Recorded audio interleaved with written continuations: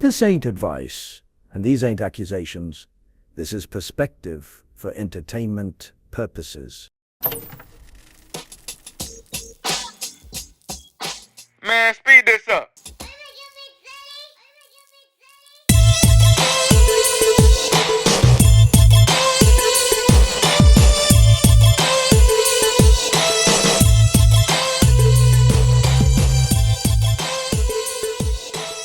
Washed and Wave is recorded live in a studio with no audience. Welcome to Washed and Waved. The podcast is finally here. The anticipated, the waited. I'm your host, Love3, and hey, we're here with the podcast, and it's two brothers. I'm one of two, 20 years apart, with new perspective and older perspective. And with that older perspective, I would like to introduce my brother, Rone Effect. Salutations, everyone. I am the older, more seasoned brother of the two. Happy to be here with you. You happy? You sure you happy? I am happy. This has been a long time coming. Yeah? It has been. We had lots of talks, meetings, video calls, phone calls, getting text messaging back and forth. The main thing is to talk about how this sort of came to be in terms of an idea. That's definitely where to start for this. Got to introduce how we came to be. Yeah. I mean, it's not that complicated. Yeah. Really, the main thing is, what we decided. Everybody decided that we needed another podcast. If there was one thing that society needed, it was another podcast. There's not that many of them, right? Yeah, another podcast in the Black community. So, I mean, but the thing before we introduce it, I mean, a brother podcast really isn't. That's not a thing. That's you got a couple. You got a couple. Not as many as podcasts there are right. out. Actual blood brother podcasts. That's pretty true. I mean, and listen, the CIA is dropping off podcast equipment every Sunday and Wednesday night. You go to your local Martin Luther King Boulevard or Malcolm X. There's going to be right there on the corner. It's a pile of podcast mics and cameras. You can pick it up, you cannot pick it up. But the CIA is also paying really well too. So why not us? Yeah, why not us, man? Why not us, especially in this economy? Why not us? But seriously though, I think probably what really kind of kicked it off with me pitching it to you initially was just trying to figure out what was next for me. At that time, I had lost one of my biggest clients, business clients, and I was like, "Ooh, shit! All right, yeah."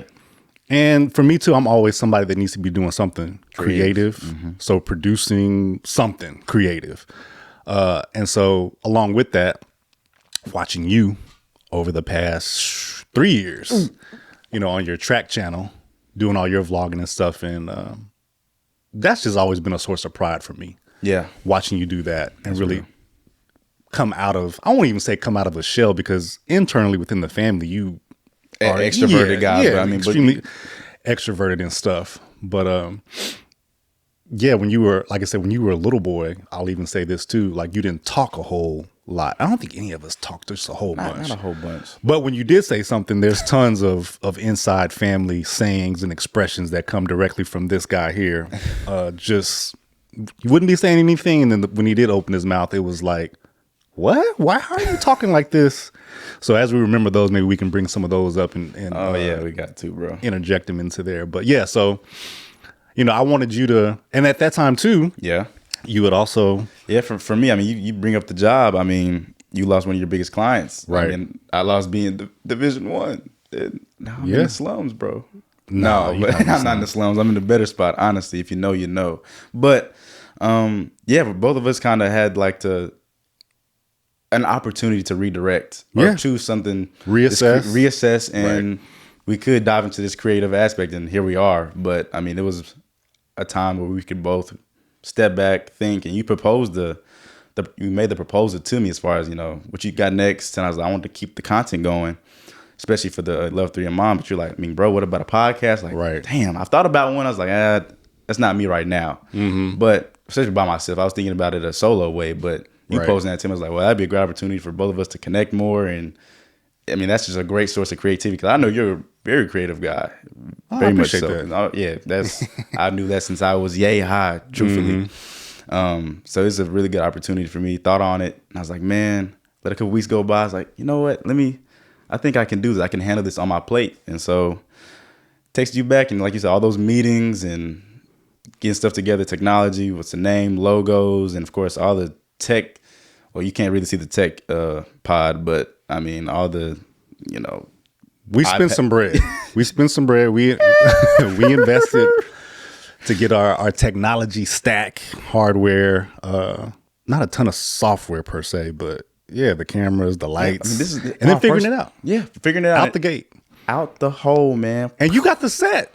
Yeah, you got the space together too, relatively quickly. At least the bones, the framework, the framework. So and then we filled everything else in. I mean, and it's a wonderful set. I mean, I hope y'all like it. It'll probably change here and there. The only thing, I just want to point out that it's real crazy to start a podcast with your brother and then put him on the day bed, the springy. Y'all hear that? I'm gonna try not to move too much, but you got me on the Trillville, some cut bed.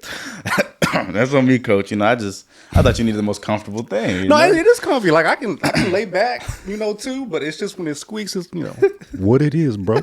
What's up? See, I know a little something. I'm waved. Yeah, that's an old song I too. come from the washed setup and kind of that dynamic for washed and waved, older generation. Damn, right. That's fair. That's valid. Gen Z, I'm not even gonna say younger generation. That's younger. Like I said, that 20 years apart is real. I can't lie, it is real. That is not for the fake. But with the dynamic, let me know your fit. What's the fit breakdown? You want me to go first? You know what? I'll go first. I'll go first. Yeah, go. But you young and thrifty. You thrift and all that, which I love seeing. I love watching all of your. What you love watching, boy? The thrift videos. Been to one of your fashion shows.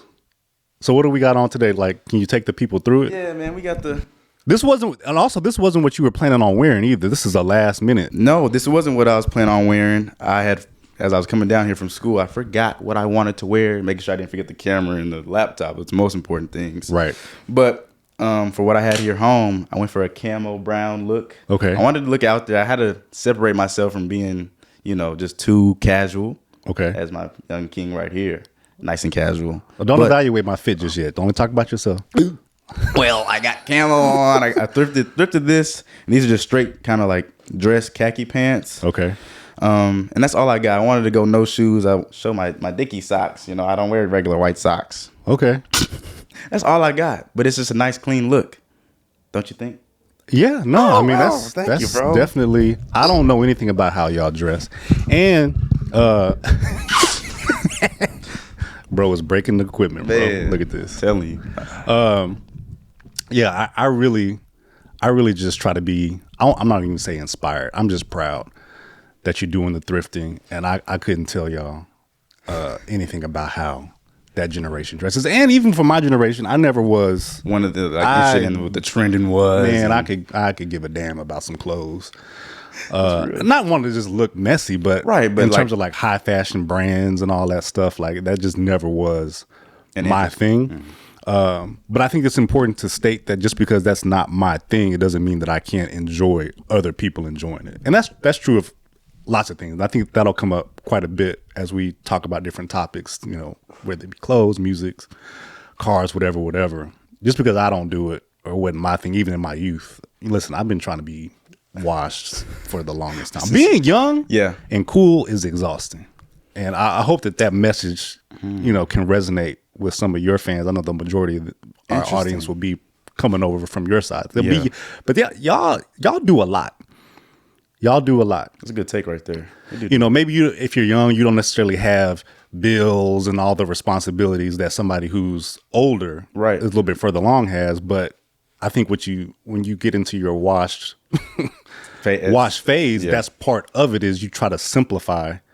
You have all these other responsibilities now. Gotcha. Simplify. Especially if you have kids or if you get married, you got housing. You're doing your own car insurance and stuff now. You got all that stuff.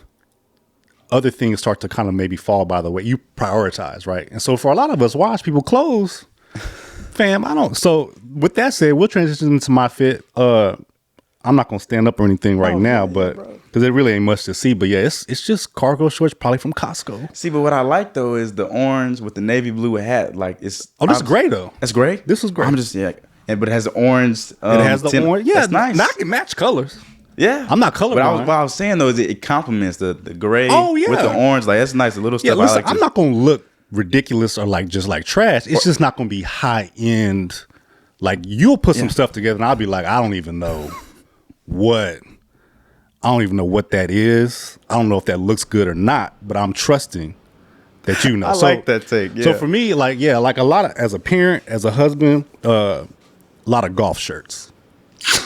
To be honest with you, we did in my from Costco. A lot of golf shirts. Hey, Costco's underrated for clothes. Yeah, my sleeve is gonna say PGA on it or something like that, or some brand. And then all of my clothes too, and then collared. Yeah, collared, because a golf shirt, if I got to do yard work, I could do that. If I got to go to a recital, I could do that. If I got to go to the store, if I got to go, it's versatile. It's versatile. This shirt can go almost anywhere and do anything. Yeah. Yeah, like Reading Rainbow. My shirt is super versatile. So got that, and then of course, I'll take this off so y'all can see the Skechers. This is the slip-ons. Wait, those are actually Skechers? Yeah, these are Skechers, bro.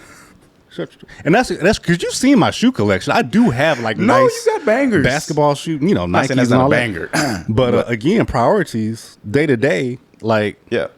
So yeah, the last thing I'll say about my fit is more. Just one more thing. Oh yeah. When you get older too, a lot of your clothes will have the word "cool" incorporated into the branding, into the marketing, right? So like right now, this shirt, I'm pretty sure has the word "cool" back there, and then even the shoes. Like if I look on the inside of the shoe, it said, well, let me see. You got to be trolling. No, I'm not. See, Skechers, classic fit, air cooled memory foam.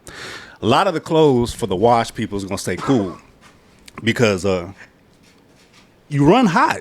Your battery. Your battery runs hot. Your check oil, engine light. So you got to stay ventilated. Your Gatorade sound. You can't overheat. Yeah.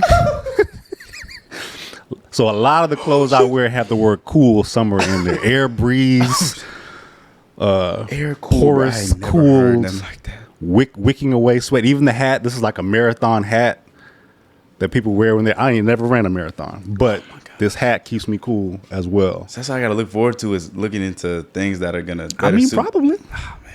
Probably. It just depends. It depends, right? Yeah. But and some people, fashion is always their thing, right? Right. Like you have your hobbies and things that you're into. So even if you are washed, there's plenty of old folks that dress fly, dress young. And they do be fly. I mean, I leave that up to y'all because again, it's not my place to judge the young or the old when it comes to dress. Yeah. So, anyway, that's the fit. Oh, I wanted to ask. Well, maybe I won't. I wanted to ask you something about ask me, bro. The shoes. This is something I wondered for a long time. Oh, long time, huh? Yeah. So those big, the clod hopper shoes. Oh yeah, the concrete stoppers. Oh yes, like the Balenciaga, the runners. We call them runners. Y'all call them runners? Yeah. Okay. How did those come to be? Like, so I'm not a big lore. I don't know a lot of lore behind things and clothes. There's lore behind these, like the history. And that's actually a thing. Like my wave side, that's actually a marker, a standard people will judge you by if you even know like what you got on, like you even know where that comes from. That's actually what people will go to, right? And it actually determines whether you're actually like cool or not even cool, but like you really know bar, or like you don't even you got it on. It looks good, but you don't even know where it comes from. So it's really not that. They get that deep. I'm not that deep in. And that's what I like about myself. I don't know all this stuff, and I can still put together some really great So fits. they treat it like basketball, like sports. Like you can't be a fan of somebody unless you know their stats and what high school and college they went to. Like it gets like that with fashion. It gets like that with fashion. And so especially with the shoes, the Balenciagas, from what I see, high school, skinny jeans was a thing. They went from the baggy skinny. I remember that. You wear a graphic top. Nut huggers. Yeah. Basically, bro, it was bad. It was bad. Looking back at it, it's bad, but it was the thing back then. No, it's a trend. It's a cycle. Cycles exactly. come and go. So, kind of wearing shoes. Chunky shoes wasn't the thing. So Balenciaga runners. Chunky shoes wasn't a thing kind of then high school, but transitioning into maybe my senior year of high school, right into college. Wearing chunky shoes, runners, big Asics, big Balenciagas. That's the thing with the tight pants and a shirt. So it just looks clownish. It does look clownish. I'm not judging anybody's fashion. Now those are your words. I didn't say nothing about being a clown. I'm really not judging. It's they just were not my so like thick. dog. And like I know you're a Lil Uzi Vert fan too, right? And so I wasn't sure because a lot of the short kings, I wasn't sure if that was also part of the inspiration. Is just getting because I mean there's like 3 inches of extra height. Yeah. As well, but anyway, I just had that question, and they're not in style anymore. Have they moved on from the Clod They're getting moved on. I don't see a lot of runners anymore. Okay. We're in the Converse, Adidas Sambas, loafers. Okay, you see some Docs too. You still see sneakers and big platform shoes, right? Big platform sneakers, but I don't see Balenciagas that. I don't see them as often as I used to. But the platform sneakers, they're definitely still. Because back in my day, I mean, if only the goth kids wore those type of shoes. And in high school, that's only the big platform shoes. You thought you made assumptions. I ain't gonna say those assumptions, but you made stereotypes and whatnot about. We were younger. Okay, times have changed obviously now. Yeah, but that was for us too. It was really like emo goth. Like you. It's like the rapper, Black culture. Y'all took the shoe and it's like goth sport, essentially. With the runners. Though, that's not a bad take. Like like I'm sad, but I play basketball. Like sad in basketball. Yeah. Instead of loving basketball. Like I hate my parents, but they got me in Pop Warner football too. Like goth sport. I see it. Like I'm emo, but I long jump and I hurdle. That's what got the goth sport runners on. But yeah, I always thought that was crazy. I'm like, man, how did that come to be? Final Fantasy Sevens, the Final Fantasy Sevens. How did those come to be something fashionable and in rotation? Yeah, that's my perspective on it. That's how a lot of Atlanta people dress. People in Atlanta, my wave side, the Atlanta people dress. But Kingdom Heart ass shoes. Yeah, there's King Atlanta out there. There's a bunch of. Are you familiar with Kingdom Hearts? That's how y'all look. Kingdom Hearts, the video game. You never seen the Kingdom Hearts? No, okay. No, all right. Yeah, they have like this like Final Fantasy and it's like Kingdom Hearts and it's like people you could pull it up just real quick so you kind of know, but you said it's like real Kingdom Hearts, like real giant shoes. Oh, I see this a lot on my For You page. People edit this a lot. Yeah, with the key sword and I see the giant claw. That's Aura. Oh, that's Aura. That's Aura. I mean, the shoes. It's there. He's rocking it. That's all that matters. You like the key sword too? Key sword is actually, I'd have that in my room actually. If I actually played the video game, I'd have that in the corner somewhere. That's an interesting. That's an interesting weapon. It is very. I could just see. Since, like you said, I mean, I'm gonna be kind of bringing in my supporters and my family members from Love Through Your Mind channel, 744 channel. Right. They're like, okay, we know Evan, but Rone effect. Like what? Oh, they what you got? What's the personal status kind of like? On you, I mean, so what's been going on recently? Most recently, not your life story. Eventually, you get that over time, probably. I think he said eventually over time. How much time I got left for my life story? Bro, well, I think probably. So we recently had our niece and nephew over. They stayed with us. That's kind of a quick story. Yeah, it's a sandwich. Like you're the older, and then two sisters, and then me. You, and then you, and so our the eldest sister. Her kids came and stayed with us over the weekend. That was their first time, and they're young, like toddler, one still in diapers and stuff. And I only bring this up because it's been a long time since I've had kids that small, and so it was real eye-opening and validating and confirming that I'm done. Like I don't need no more. And I want to clarify that. Those kids are beautiful, wonderful kids, very great well kids behaved. Too, right? Yeah. I don't want to give the impression that they baby's kids or something like that, like bad. Yeah, but I'm just like, this is too much. Like it's a lot to have to do. So yeah, a weekend, maybe even a week. Even when you used to come and stay when you were young 7, 8 years old, you come and stay for a couple of weeks. I mean, it's work as a parent. So they came and stayed, and then drop them off. Yeah. And then the youngest one, as soon as they left. Oh, no. He had a blowout diaper. I'm talking, bro. It was bad, man. He had refried beans and Taco Bell meat. Was it green? Was it? No, it was brown. It didn't smell bad either, which was cool. It kind of threw me off. Didn't smell bad. It was just all up. And so I was on the back. Yeah, a little bit. And so it's been about 7, 8 years since I've actually had to change any type of diaper or anything. So yeah, I went ahead and wanted to see if I still knew what I was doing. I did a pretty good job, but yeah, it's bro, a battle. I'm done. So that was really cool. That was a really fun time having them over. Again, great kids. All the kids in our family are well behaved. Yeah, not any problem children or good anything humans. like that. So they came over. That was cool. And I think the other major thing was, and you were a part of this as well. Wait, I think I know. Okay, go ahead. Was wifey? She lost her wedding ring. Mm-hmm. Yeah. So that was a stressful. No.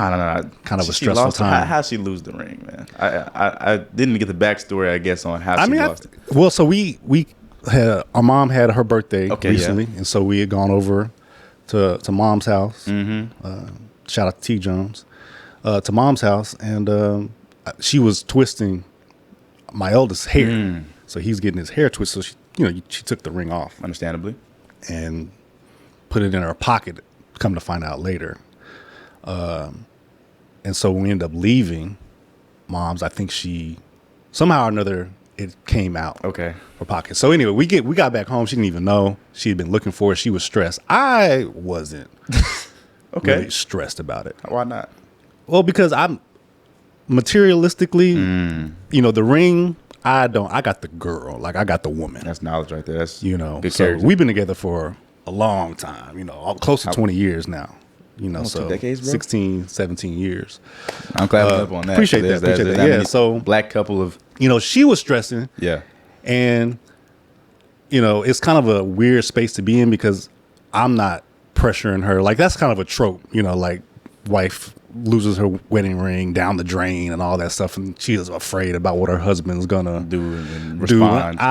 If you lose the ring, I'm not tripping off that. Cause you get a ring pop replacement, it ain't gonna be nothing crazy. Like that ring is gone, and we have each other. Like we're beyond the material in my mind. There you go. But for her, sentimental value, which I completely get. So I have to cater to the fact that she does care. And that makes me feel good too. Like you care about this thing that I gave you all these years ago, decade and a half plus ago. But then I'm also not trying to stress you like I care. I'm gonna, be so on you're your just head. kind of being there, just like, okay, hopefully they find it. Don't stress too much. I'm okay. Try your best. It's okay. It's okay. So she ended up reaching out to mama? To mom. Okay. And then by proxy, you got heard word of it too. And just like, hey, if y'all, I misplaced my ring somewhere. If y'all can find it, to take it over, I'll take it over because now we're in the spot where I'm knowledgeable of it. Mm-hmm. And before we get into it, I am the ring boy, the ring barrier man, ring bearer. At my wedding, at Big Bro's wedding at 16 years ago. Man, we'll have to throw some pictures. Oh yeah, we definitely do. We definitely do somewhere for this. Gotta show y'all, man. He was looking good. He was fly. So I found knowledge of it. I was like, man, that's lame. I can't lie. It's unfortunate. Not lame as if she lost it, but it's just unfortunate. No, it's lame. Yeah. You can say it's lame. That's cool. Ouch. But no. So 2 days went by. I don't know, 2 days. Let's say 2 days. Right. And I'm going to go work out in the morning. And it's early, so I'm kind of a little not too groggy, but obviously I can drive. So I, drive, go get more workout in, come back at 9 a.m. Right. And get out the car. I'm going to walk, to the door. I just see bling, bling, bling, bling, bling, bling, bling. Yeah.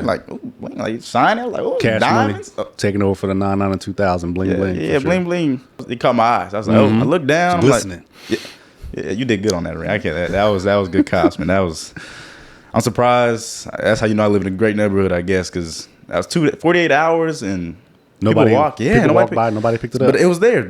Caught my eye. I was like, wow, it was 2 rings. So I was like, picked them up. I was like, what? And then it clicked. Like, oh, these are her rings. So I was like, okay, cool.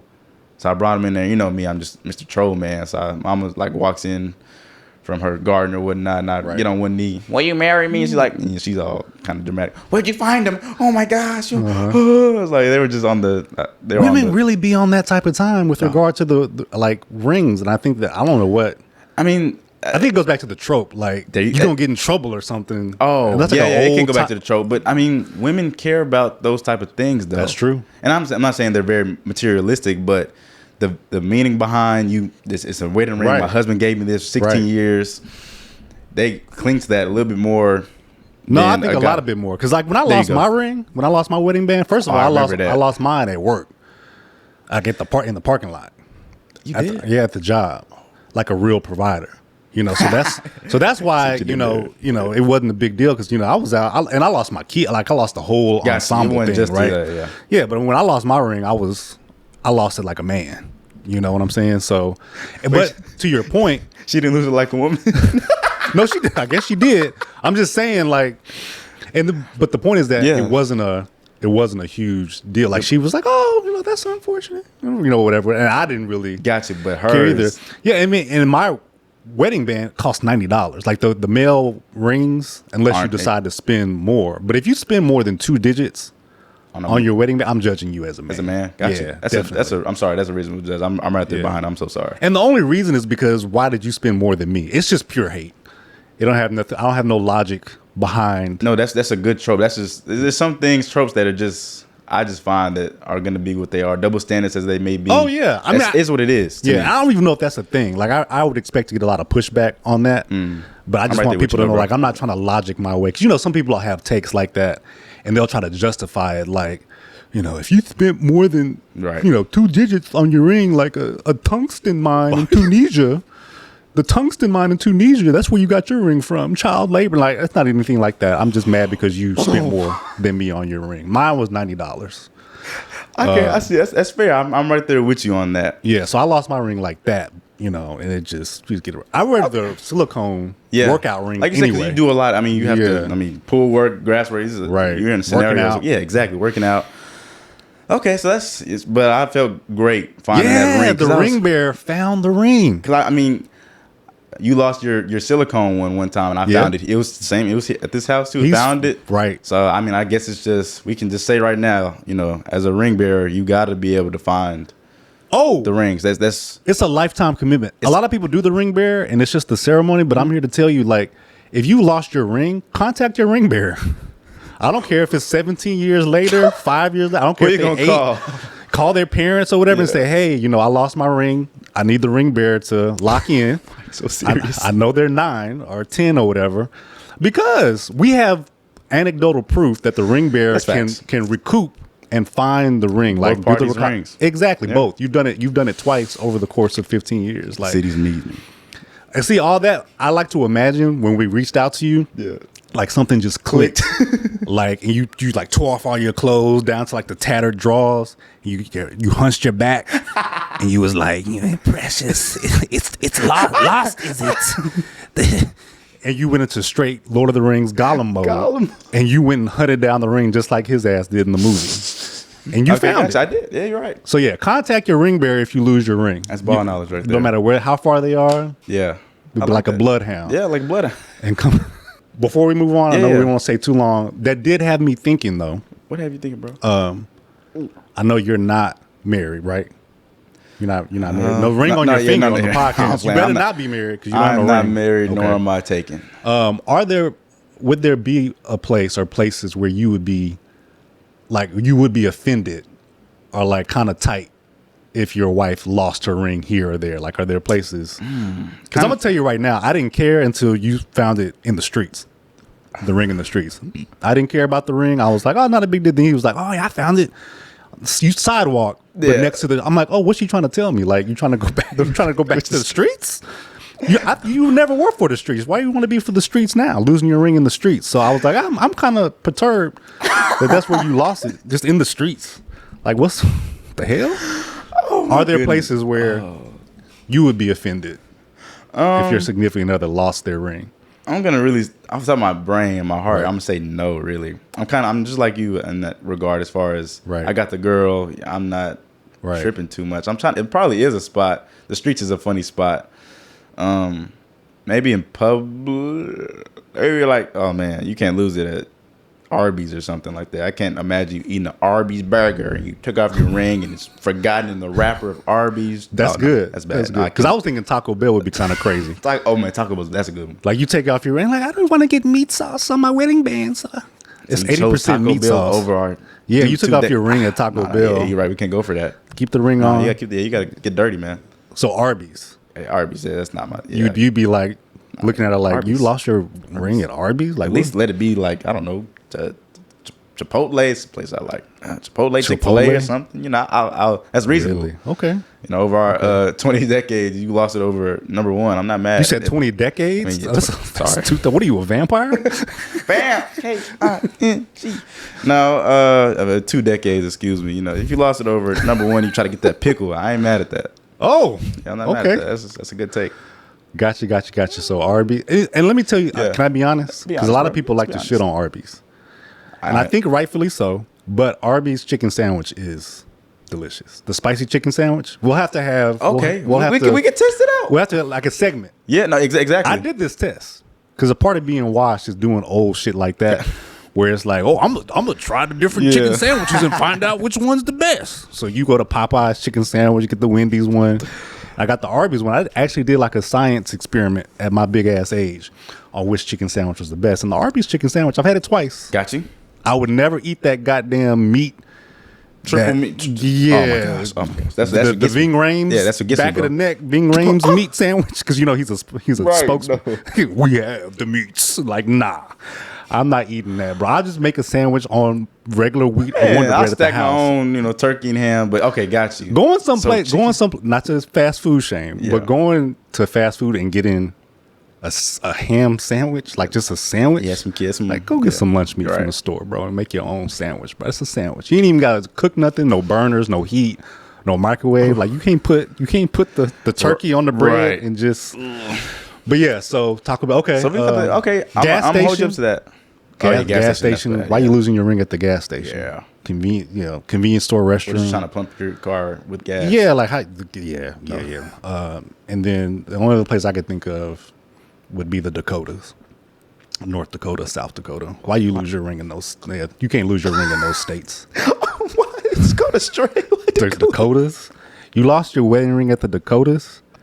Why did those Really? What were you doing, Bernadette?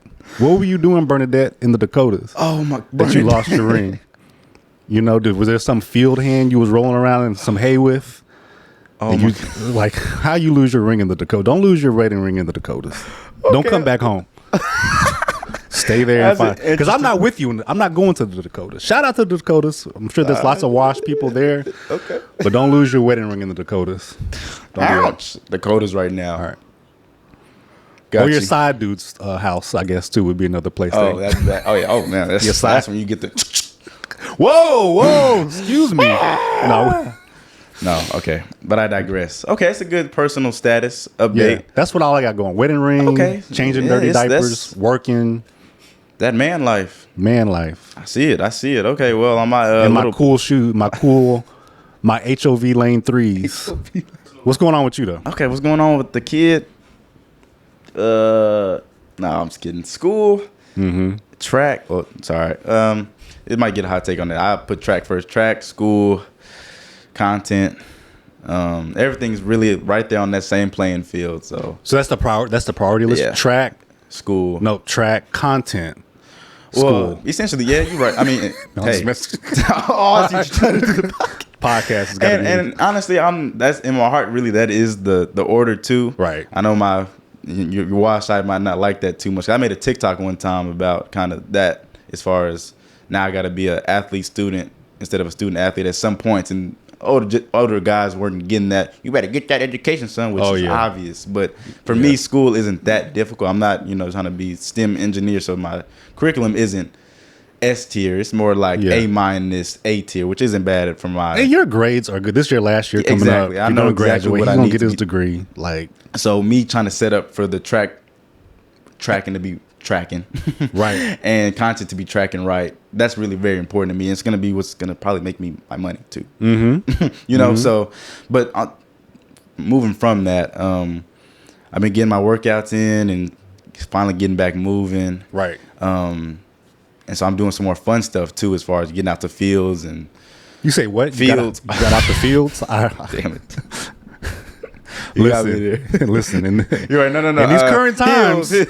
in these current times, I thought you said fields. I was like, yeah, No. please don't go back to the fields. We're all trying not to go back to the fields I'll be right in the now. house. You got the camo on. Heels. Okay, I'm sorry. Go ahead. Come on, bro. Oh no, I meant heels. Let's say heels. Doing some more fun exercises, and that's really kind of on the active side, and my track side, we'll label it as track side. Right. And also hit 7,000 subscribers. YouTube, man. Thank you. Clap it up. Thank you, bro. Clap Thank it you. up. Oh, we have an actual. Wait, that's a sound. The soundboard. The applause. Yeah, that's our weak applause. That was a good play. That's our faux applause. Got you. Fake Faux applause. Fake applause. Faux applause. Faux applause. But No, yes. congratulations. That's huge. Thank you, bro. 7,000? 7K. bro. At 2 years in, 7,000. That's pretty good progress. I mean, Man, folks really struggle to even get 1,000 is like the first. that's how you get paid too. Oh, how you get monetized? Well, yeah. So I mean, there's people that have had YouTube channels that have been stuck 30 subscribers, 500. So, and again, that's the other thing that I saw with pitching the podcast. I was like, you are only at like 69, 6,800, I think, at that time. But I'm like, this young man has an audience. Like, you built that up out the gate, like cold turkey. I'm just gonna start a page, and it's your personality and it's track focus. But to build that up from 0 to 7,000. Means you got something. There's an appeal there. Got you. That we have to tap into. There you go, tap into. I like that. And keep it going and growing it. Yeah. So this is what I think this could help my personal out too. If people actually want to go over and watch some of my more personalized stuff or whatnot. Yeah. The community and base we build together as working the channels, and there'll be crossover there. Facts. I mean, that's huge though. Oh man, it was crazy, bro. So I was like, wow. The road to 10K now. Man, you got to get 3,000 more. And so that it brings me kind of to still in the personal status, but I created another TikTok account. Of course, starting this, like I said, this is gonna help that out. Right. At some point, obviously, a lot of people that are coming over watching this now probably will be for me at this point, maybe. For depending, sure. But whatever. Locking on the content and starting to build that up. So being very consistent. I'm getting back to posting on TikTok at least once a day on both those accounts. I'm drafting stuff. Right. Just doing the work, treating the content like a 9-to-5, essentially.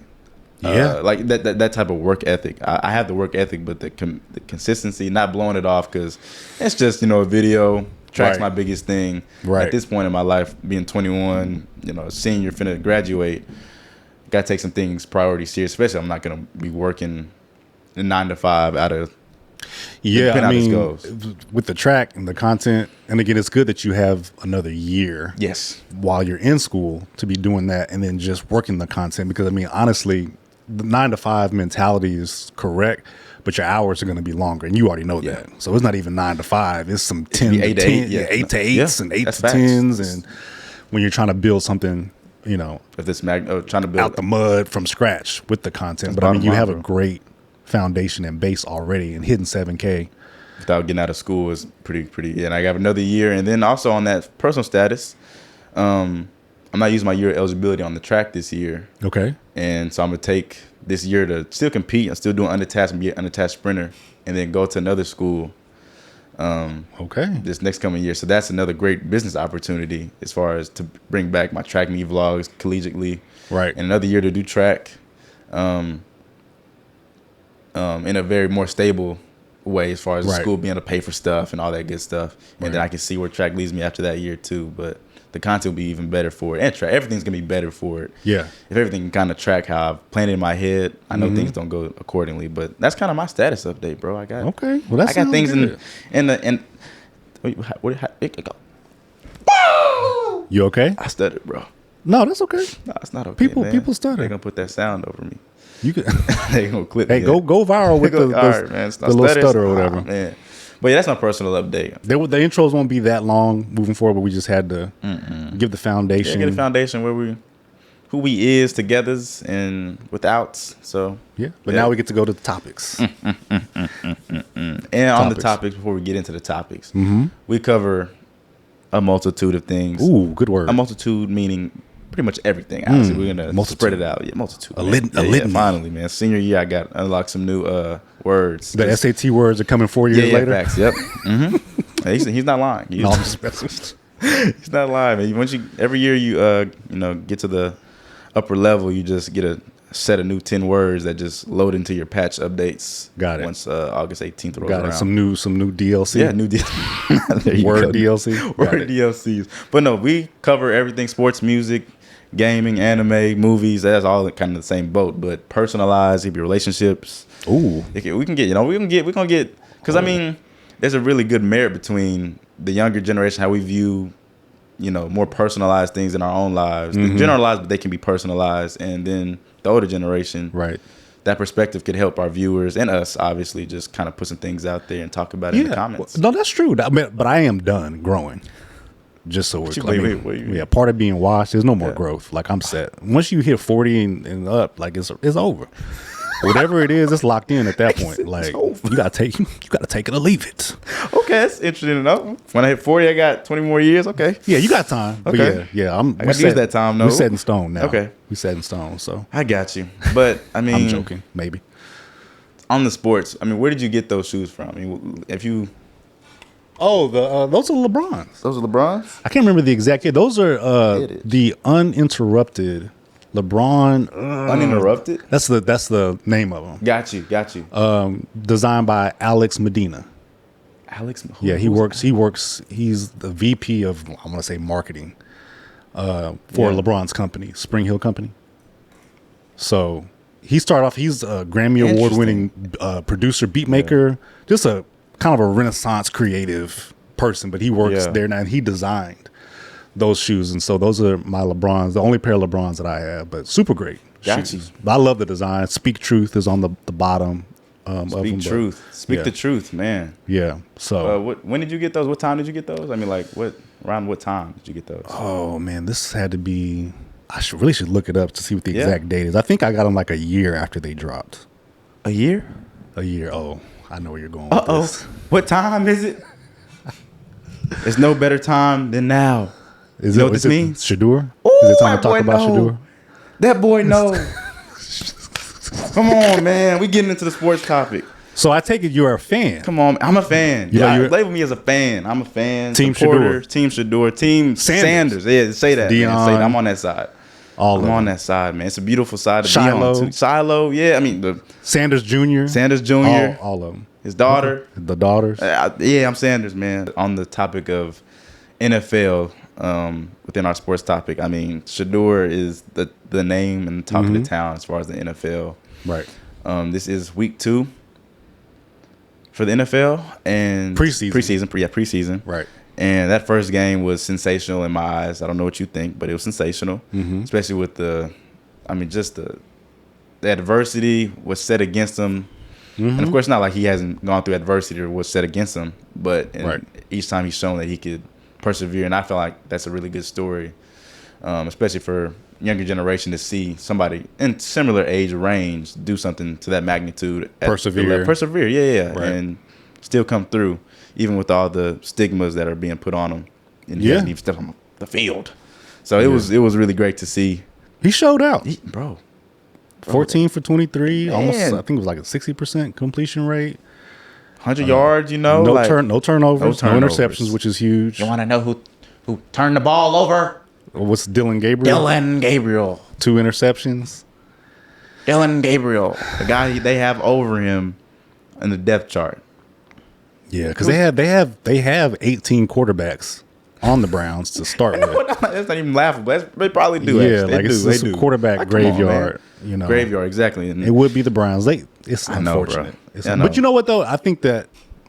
Okay, so let me first answer that. I did think that he had a phenomenal. I don't think you can ask for much more from a rookie quarterback. Fifth round at that, than what he actually did.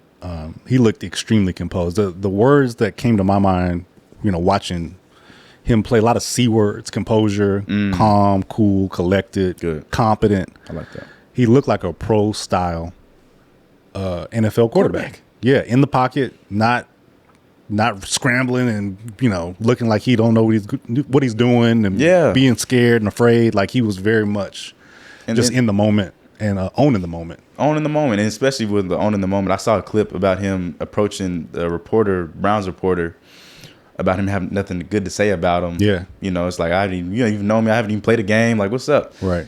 And I saw the video. I was like, oh, I don't know how it's going to go. Like, he's probably going to, you know, ego the reporter a little bit, which is fine. I'm here for it. I'm here for not for the negativity, but I am in a sense to an extent. It's fun to see, and I feel like some people just need that nudge. But he didn't even do that. He's like, man, come on, you got nothing nice to say. You put a smile on his face. I know that probably burned the report. I don't know if you saw the clip. No, I did. I did see it. All those C words coming to play right there off the field, like which is, I think, a great thing for a young guy. I say he's a wave guy. You know, he's a guy that's, you know.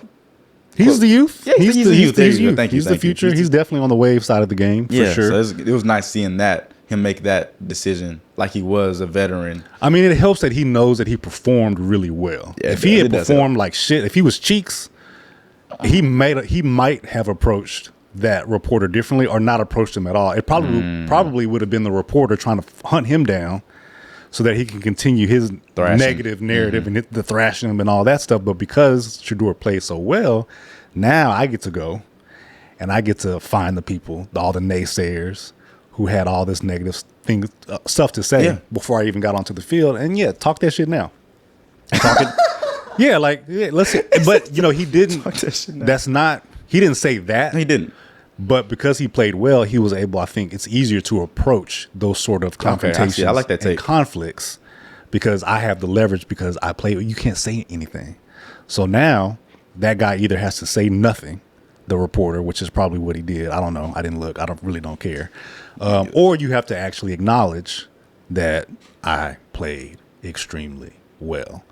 So, but to your point, he could have been ultra cocky and aggressive anyway. Yeah. Even after playing well. So again, like you said, the C words, competent, cool, calm. It was great to see because a lot of people in my generation are gonna, want to pop that. Was it another C word? Crash out. That's not the C word that you want. Yeah. No crashing out. Not in that venue for sure. Right. So it was nice to see that. I mean, it's just more claps from just why we support him so much, or I support him so much. Well, because they're wanting him to fail. There's obviously a contingency. I can relate to that in a sense. Not wanting. I mean, in a sense, it's plenty of people that probably want you to fail, and a handful of people, I'll say, whether you're famous or for him, for sure, for sure. But But I can just kind of sympathize with that type of dynamic paradigm. Not to that level, but that we said paradigm. What you say? Paradigm. The situation. Yeah. It's a different scale. Right. He's obviously got more eyes. Yeah. All that, but for sure, you're going through similar things, or I've gone through similar things. We most people probably have at the job. Yeah, that's it can his be job. Sports with you're in high school level, middle school level. You deal with these type of things, politics and all that. So it was cool to see that. When the owner comes out and says, Shedeur, that wasn't my pick. If it were up to me, I wouldn't have. If it were up to you, it'd probably be on. It'd be no more Cleveland anything. The only Sanders I fuck with is Sanders Farm Chicken. If it's a Sanders person, I don't want nothing to do with it. He came out. What's his name? Haslam or whatever. The Browns. Crazy, I'm like, man, you need all the help you can. It's the Browns. Come on, man. And it's unfortunate. It's evil, bro. It is, but that's the game. That's the game, at that level. And, it's a shame to already be thinking about, is Shedeur auditioning for another team? Because the organizationally, a lot of casual fans and even some of the more in touch fans, they don't put a lot on the organization. They think about the players, think about the coaches, but you really have to be a good organization to be successful. And the Browns, historically, the Browns ain't been good since Jim Brown. And that's, so and it's unfortunate because the fans even know it now. They will own up to that, but they've been suffering for so long, and so for him to come out and say that, it's like, all right, I felt like when he said that, if I'm Shedeur, that takes the pressure off. Yeah. I'm already 5th round. I've fallen further than I should have. Mm-hmm. So, I can embrace some humility just internally on my own. Nobody's necessarily having to humble me. I fell to the 5th round. Yeah. Now the pressure's off. I go out here, y'all don't want me to start. You don't want me to be the backup or probably even the 3rd string backup. So I'm going to go out here and show out. And again, other teams are going to watch that and be like, oh, yeah, our organization, our city or whatever can embrace him. and give him what he needs. So he's hurt now, oblique injury. Yeah, man. But I mean, the hurt's not too bad though. He'll come back. He'll come back from that. I want to see him play this weekend. Yeah, but he'll be back. And again, if not, he will absolutely get another opportunity. Yeah, he will. You're right. Elsewhere. Shout out Shiloh is playing well in training camp and stuff. He actually played his first game too in box and did well. Too, yeah, put pressure on the quarterback. I saw some of those clips and stuff too. Man, so it's good to see. He always has a smile on his face. Too. Nah, he's got his personality is phenomenal too. I mean, they are there. Hilarious. Yeah, their father's sons for sure. In that regard. So, but Shiloh is definitely. I also want him to do well. I mean, he's got a huge challenge ahead of him because he's not huge. He's 6'1", which means he's probably 5'11", 6 foot. Let's be honest. We always put 2 inches on sports profiles. On sports, so whatever they're listed at, you got to subtract 2 inches, and that's probably their real. Gotcha. Unless you're Kevin Durant, who I believe is 7 foot, but they got him at 6'11". Like I don't even know why you believe that. I mean, that is a fact. Kevin Durant is 7'1". That is a fact. 7'1", yeah, sounds about right. But anyway, shout out to them. They're doing well, and I mean they're local too. The Sanders, yeah. The Trinity, they came Trinity from Christian, Cedar Hills, all in the same kind of vicinity, Texas. So to watch them progress, I mean, again, this is a decade plus of watching this. I mean, actually, unfold. One of my homeboys actually is probably, we could say he's like besties with Shedeur almost. What? Yeah, bro. For real? So we're gonna be able to get an interview, remote interviews. What you saying with Shedeur? Well, we got to say bestie. Yeah, I meant PS4. They were you gassing it? I'm gassing PS4. They were friends on PS4. They're PlayStation friends. Me and my boy Ethan, roommate. So they're friends on PS4. So not even PS5. They friends on PS4. We're cooked. Chat. We're cooked. He said we're cooked. Oh, PS4 friends. I just thought, that's smooth. No. That's like me we're saying we're not getting Shedeur Sanders on. I mean, me and Jordan, son, used to play N64 together back in '98. Talk to your I gotta ask Ethan.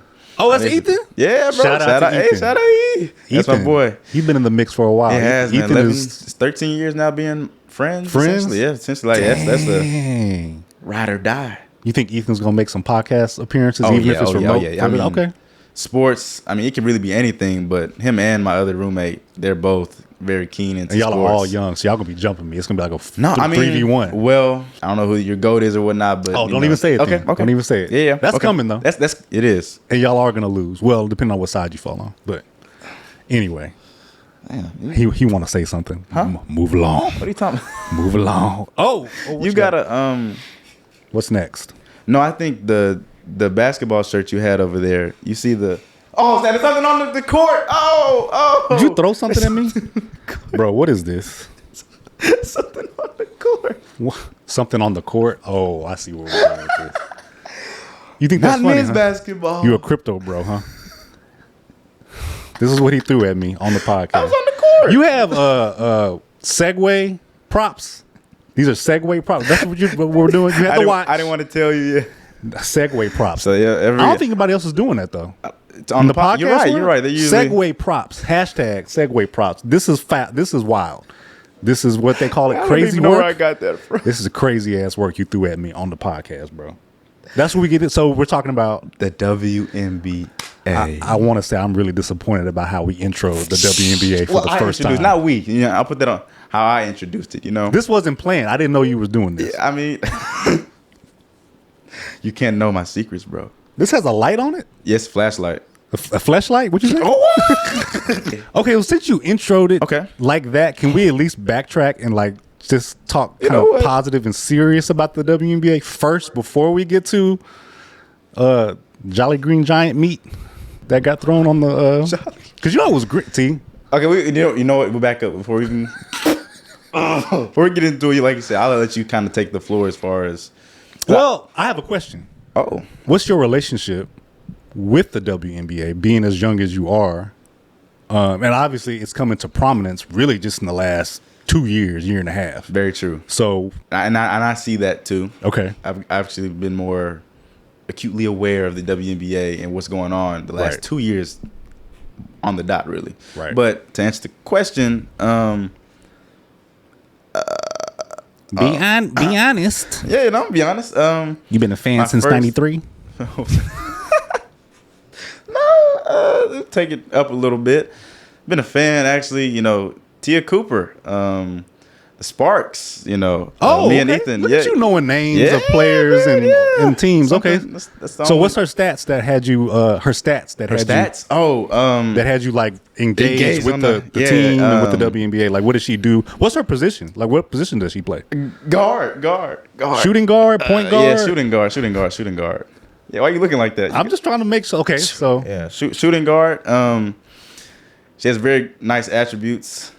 like stats. Yeah, I think so. Okay, I just that was kind of like the crush. I don't have celebrity crushes, but as a younger in high school, it really Ethan put me on. I was like, man, Tia Cooper. I was like, Tia Cooper. And I look at the pictures, interesting. So no, that's probably my introduction to the WNBA. Actually, was Tia Cooper. If you know, you know.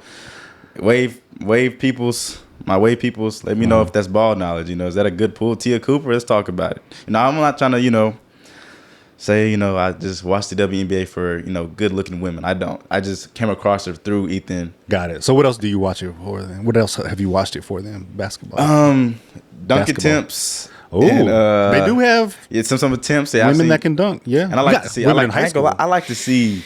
that can dunk. I like to see the handles, man. I like to see because there's levels to it within the WNBA, even Right. before the past 2 years, as far as like craft. You can see the Right. different levels, just like in NBA. I mean, there's not many Kyrie Irvings in the league. There's not any Kyrie Irvings. Well, to he's that level. one of He's one. one of one. There you go. Yeah. And there's Allen Iverson might have been the right the previous pioneer. iteration There you or the go. pioneer of Yeah. that type of handle. I guess. But there's players, there's women in the league, WNBA, that are similar. That when they get the ball, you're not gonna take the ball from them. More than likely, they're gonna rock you and they're gonna get to the basket, foul, Absolutely. or whatever. So, look for. I never knew of players, 7 years, 6 years then, but I always like to watch some of the highlights just to see, like, man, I can't lie, she probably give me a run for my money easily. But but you think you would still win? no, if you're talking about 5-6 years ago, probably not low key. Actually, I'm not even put the ego out there. I don't have an ego in that form as far as when it Right. comes to women and men. Really, as far as myself, I don't know my limitations. But if basketball, I never reached the heights that I wanted to in basketball, and these women have. So it's like, So you don't feel like you could just beat the professional WNBA now I players? could. Oh, that was ego. You know what my ego says?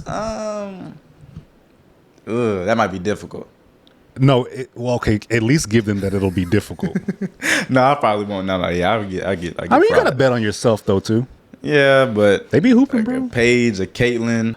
But yeah, prior to this latest surge in popularity with the Caitlyn versus Angel, which I just completely That's loathed. bad I'm like, comparison, is it not? that's just straight up racial. Yeah, It's straight up that's racial. that's call it. They don't spade a even play spade. the same position. It's not even like it's a head to head in that regard. So a lot of it is just racial overtones and Yeah, that's fair. you It's know, not fair, and Caitlyn, no, it's not fair. Caitlyn is good. Yeah. You know, but a lot of that is great white hope. You know, putting all that pressure on her and wanting her to be when the WNBA has had phenomenal basketball players since its inception. Yeah, right. So facts. Cheryl That's bottom line. Swoops, Cynthia Cooper, Maya Moore, Yeah. Don Staley, who was actually involved in the collegiate, sort of, I guess, rigmarole of the Caitlin Clark Angel Reese. Granted, she didn't coach Angel Reese, but her. South Carolina. Got you. So they Yeah. beat Caitlin Clark in Wiowa that last year. I to do win the remember seeing her on But Instagram, Don too. Staley was cold. She was Like, cold. play like, we like to say, like, play like a boy or play like a guy, play like a man, right? Not a bad thing to say though. Hoop but hoopers will say that though. That's true. They're like, oh, she play like one of Yeah. a dude or whatever, and so that's meant to be a compliment, and I think that it also highlights something that's important in terms of how women's basketball has come to be and how it's coached. Because I remember going to a basketball camp back in the day, like middle school, and it was a co-ed camp. What type of camp? Oh, okay. Basketball camp. Like, This was is it Don like a Don Eddie's basketball camp Oh. in Flower Mound, Got you. Texas. Me and our cousin went, and one of the things I remember from that camp is that they were deliberately teaching boys how to shoot differently than girls. Like, they were teaching girls how to shoot from the hip and do that little step, pop, and because the impression or the assumption is, y'all are weaker, so you need to, your form has to be different in order to. Whereas with us, they teach you to jump first, elevate, create the platform, pop, wrist, flick, all that. When with them it's more. So my point is basically like, there's been for the longest time this coaching separation, and you're not teaching the game even the same way, even though the ball is already smaller, the 3-point line is in further. You've made some concessions already, but you're really not still putting these setting them handicap up to be athletic. Yeah, like jump, like you play basketball, you need to jump. Yeah, you got to be able to jump. So if you coach, if you coach people to jump, including women, they can jump high, not as high as men or whatever, but to their capabilities, that's how God made them. They should be able to. Well, you don't know what they're able to do because you're not coaching them to their maximal. So my point basically is whenever I have these conversations about the WNBA, and I'm somebody who early on too was like, yeah, it's not as exciting as the NBA. And so you have to draw that distinction already. Well, let the WNBA be that form of basketball, just like there's European league with different rules and different styles. Let them be that. My question always is, do you want the WNBA to be great? Yeah. Before I have a debate with anybody about the WNBA and whether you support or not, do you want women's basketball to be great? That's the question. Wow, that's a great question, bro. Right? And so if you can't answer it, or you won't answer it, or you dance around it, or your answer is no, then we already have a different outlook and perspective on how we support women's basketball. So the answer for me is obviously yes. I want them to dunk and do all the amazing things and dribble like Kyrie and have all these moments. You have to support that. You know, so even with the NBA, what do we talk about? They used to play like plumbers. They used to dribble like this. So you understand and you get that it can be more exciting if you support it and you grow with it. And you coaching culture, you cultivate it. Resources bring into exactly it. Because they can still be dribbling like that today if we kept it locked in. People complain about carrying and all that, but the game evolves. Yeah, and it gets more athletic and it gets crazier and crazier and more amazing. You can take that same trajectory to your support for the women's league. And then who knows, in 10, 10, yeah, they're getting better. 15, I like 20 the last years. 2 years. I mean, it is taking off, honestly, just based off skills. If you don't support it and cultivate it, that's a great word that you use, then you can expect it to be what it's going to be. And it takes money. They're wanting to get paid now and everything too. The percentage. That's a complex question, issue. though. I mean, do you want the WNBA to be great? Do you want it to So what you learn with that is particularly online when you watch those things. There's a lot of people, and I've heard women not like the WNBA too, not exciting or whatever. Yeah, I see guys say that. Like, I mean, y'all aren't in the comments over here supporting. Y'all aren't really. There's some validity there too, because it's like, all right, women should be at all the games, right? Right, like, it's important. Yeah, exactly. But a lot of them also don't enjoy the game and watching the women play as much as they do the men. So, but again, do you want it to be great? And if so, you gotta fertilize it, you gotta support it, cultivate, like you said. So I'm definitely for it. I'm for it too. I'm with you on that. Yeah. So wait, before we move on to anything else, basketball. Who's your favorite women's basketball player right now? If I say favorite, who do you like to watch? I mean, I think Caitlin. You know, after Tia Cooper, Tia Cooper. I'm sorry. Different reasons. No, I say Caitlin Clark is kind of like my favorite to watch. Really? I just that 3-point aspect is just so fire. I can't lie. Plus, she's like a Luka. Doesn't do a super. Not a lot of athletic feats, which makes it kind of more exciting. Okay. Because honestly, she's playing at her pace and how she wants. She moves fast. Obviously, she's not like Luka as far as just. No, get back on defense. That's going to change this year, though. You see Luka's. Oh yeah, he's been working. Oh yeah. No. There's no shade. He's looking like his rookie season now. That's what I want to shoot. He's been playing phenomenal his whole career. But back to Caitlin Clark, I like how she plays. So I think that's my favorite player to watch and see in the WNBA. I know she's hurt right now, but she's hurting. But I'm definitely team Paige. Whoa, that's not a bad take. Paige buckets. So do you like? I like watching Paige. I like watching Arike, who's also on the Dallas Wings. Sweet. I would try to pronounce her last name, Arike. You got the first name, man. There we go.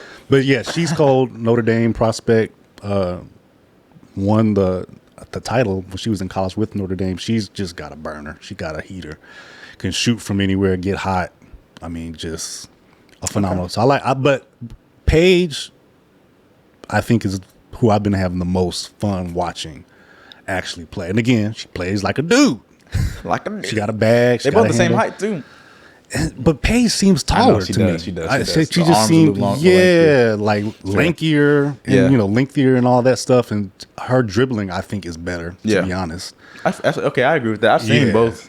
Yeah, Maybe not she's Paige to the cold. extent of Caitlyn. If I had to bet the house on who's going to have the better Oh my goodness. career, I'm going What Paige. access- I'm going Paige. Really? I think she's the better basketball player. Now, Well, in what the team end- you're on and winning, that goes beyond the individual aspect of it for the most part. Yeah. Very few people can turn the tide of an entire team as a singular player.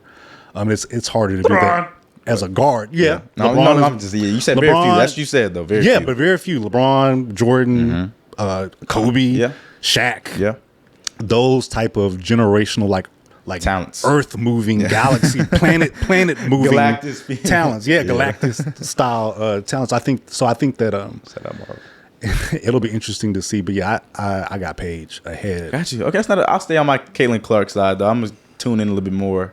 Hope she gets back healthy. I know she will. Yeah, barring health. I mean, because that's always a thing in any Right, sport. obviously, Paige setting is- health aside, let's assume everybody's perfectly healthy. I'm gonna go Paige in I like terms of that. having the I'm better. gonna- we career. gonna I keep think going. 1-on-1, she's also cooking Caitlin too in a 1-on-1 as well. She seems heavier though, which is good. Like as far as like I mean, Bro, that plays okay. Her handle is I want to see. It's on a string.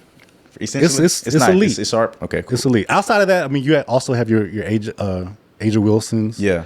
Who she really is the MVP and been dominating. She's a center, so again, Different. the exciting aspect of it, especially if you're not a dunker, Like I a think, Jokic because she or- hadn't yeah. gotten the respect as phenomenal as I mean, she's triple double, 30 points and all. You don't hear about that a lot, I have never heard about right? that. Exactly. So, but she plays 30. a different position in a very dominant fashion because big centers and big women.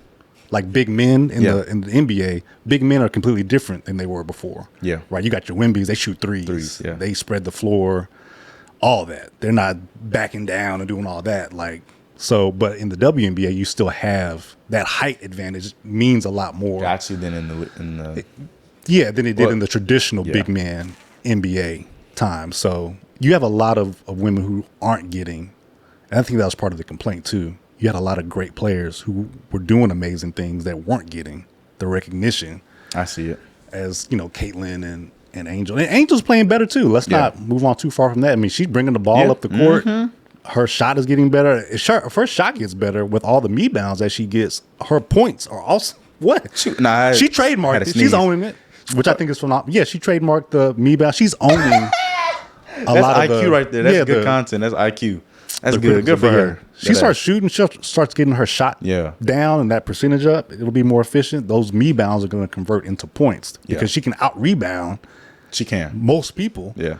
So as long as you can score that, I mean the double doubles are going to continue To rise and be at to a higher rise and level. be even more consistent. Good. So, Okay. but shout out to you for being 21 and being open minded and Ethan helps me on that because he's a Paige. He's both of them, Paige and Clay, but he's transitioned his Paige agenda. He's good at picking players, right, and knowing who's going to be elite in the coming years. So Ethan knows. He knows ball. No, he knows ball. And I do too, both my roommates know ball. I'm not really a ball knower like that. I'm more of I like to see feats and whatnot. I don't get athletic into the stats. feats. You wait, so feats like the women's? Like Damn you a feet guy? You said cool. feats? I mean, no. Oh, you mean FEA? Yeah, feats. Athletic. He said, I want to see the feats. That did sound bad. That did sound bad. I mean, seeing feats. I mean, Seeing feats. seeing feats. I mean, I just When that dildo was next to her foot, next to the feet. your Oh, wife. you didn't want to talk about the? I know we probably need to move on, but we didn't. You threw this at me. Did you very quickly? 'Cause I don't think there's much to cover. There really isn't. It was funny the first time. It was funny the first and time. then the next 4 times, like, okay, guys, Yeah. that's really all it really is to it. It was funny, but then it's like, all right, Doing it for clout. They arrested one of the guys was 18. Yeah, man, you ain't finna It's do a nothing with the prank. cloud either. Yeah. You ain't finna capitalize. And now on they're that. betting on it through the crypto. That was the thing. The betting on it? other motivation is what color. Actually, I did see a TikTok comment Yeah. about that. That's hilarious. That's funny. but I'm sorry, but that's going to a game with the Shrek 9000 in your pocket to throw it onto the court. I mean, Yeah, you don't a say it. different breed. Yeah. Y'all waved because they're all young. That I've seen 18-year-olds walking in with the Jolly Green Giant in the bag, and making our side look bad, man. And my thing too is like they started doing the bag policy, like clear bags, yeah. So it's like if you still get in with the Shrek 9000, there's no bag. So where is it? Where do you have it?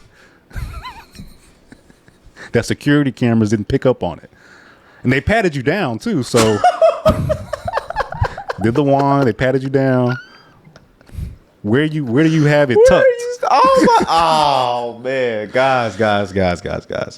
No we don't more. kink shame, but I mean, in this particular case, this is a violation. You're risking really injuring these women too. They step on it wrong.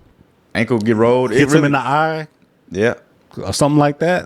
Yeah, no. Listen, there was a football player. We have to look it up. Football player went blind.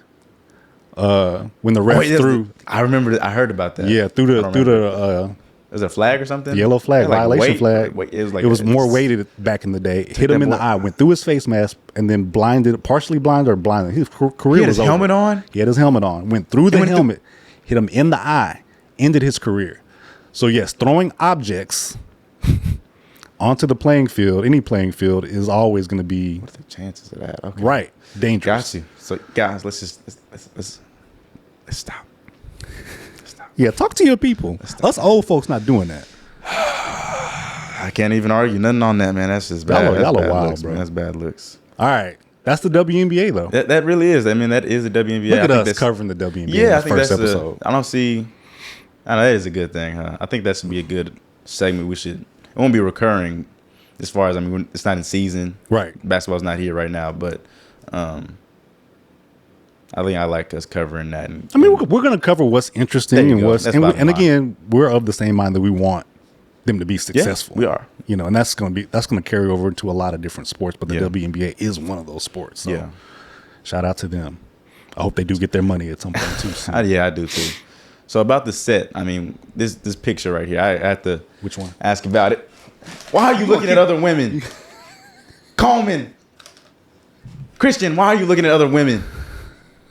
Why are you? I had to skit you upside your head. Another. You know what I'm talking about? Segue prop. You know what I'm talking about? Who am I talking about, bro? Sha'Carri? Sha'Carri and Christian. That's unfortunate, bro. It is. It's not funny, but I'm sorry. It's just the headphones, bro. Oh my gosh. It's updated, but I mean the body cam. I don't know if you watched the videos, but the body cam was hilarious, and that's why the hip. I did. You did? I did see the body cam footage. I'm sorry, I'm laughing, man. It's just, it's like a sad funny because it's like, it's seeing all the like support she gets, and then she still kind of she carried her way in that manner. It was just like, why? Yeah. People are for you and they want the best for you, and you're steady proving. I mean, it could be like it can go to a numerous of things as far as all the topics we've covered. WNBA, you're giving the people at the top a reason not to promote the WNBA. Shedeur, you played bad. Oh, you fed into our negative narrative. You're done. It's like Shedeur getting the speeding ticket that he got too. Exactly. Doing stuff like that. Yeah, exactly. So I mean, playing into this, the whole ordeal and making herself look, painting this picture. I won't even say what the picture is being painted. We'll talk about that a little bit more here, but it's not a good look. It wasn't a good look. And I'm not even trying to be the one that's trying to judge it or whatever. I mean, people make mistakes, but it was bad though. It was bad. Yeah, but talk to me. Listen, Talk to me. I'm a little older. You know, in some ways that makes me more patient and tolerant, and then in other ways it don't.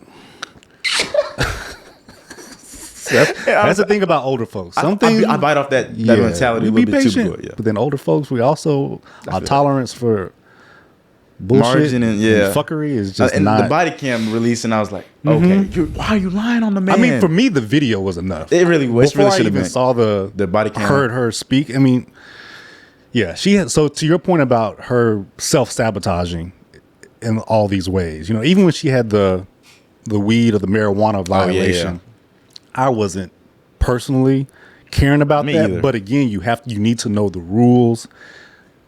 Abide by the rules so that you don't get in that kind of trouble and jeopardize your career, your earnings, and all that stuff too. So, you know, our thing is be beyond reproach. You have to be beyond reproach, especially if you're black, especially if you're a woman, because there are contingencies and groups of people who are looking. They will fabricate and make up reasons, make up things to put on you, Yes. to deter, detract, and to destroy you. So you don't want to help. Give them ammo. You don't want to like slide them bullets. Yeah. Hey, these Here bullets. you go. And kick it to you. Yeah, just not in the face. Just shoot. Yeah. Me. You can't like.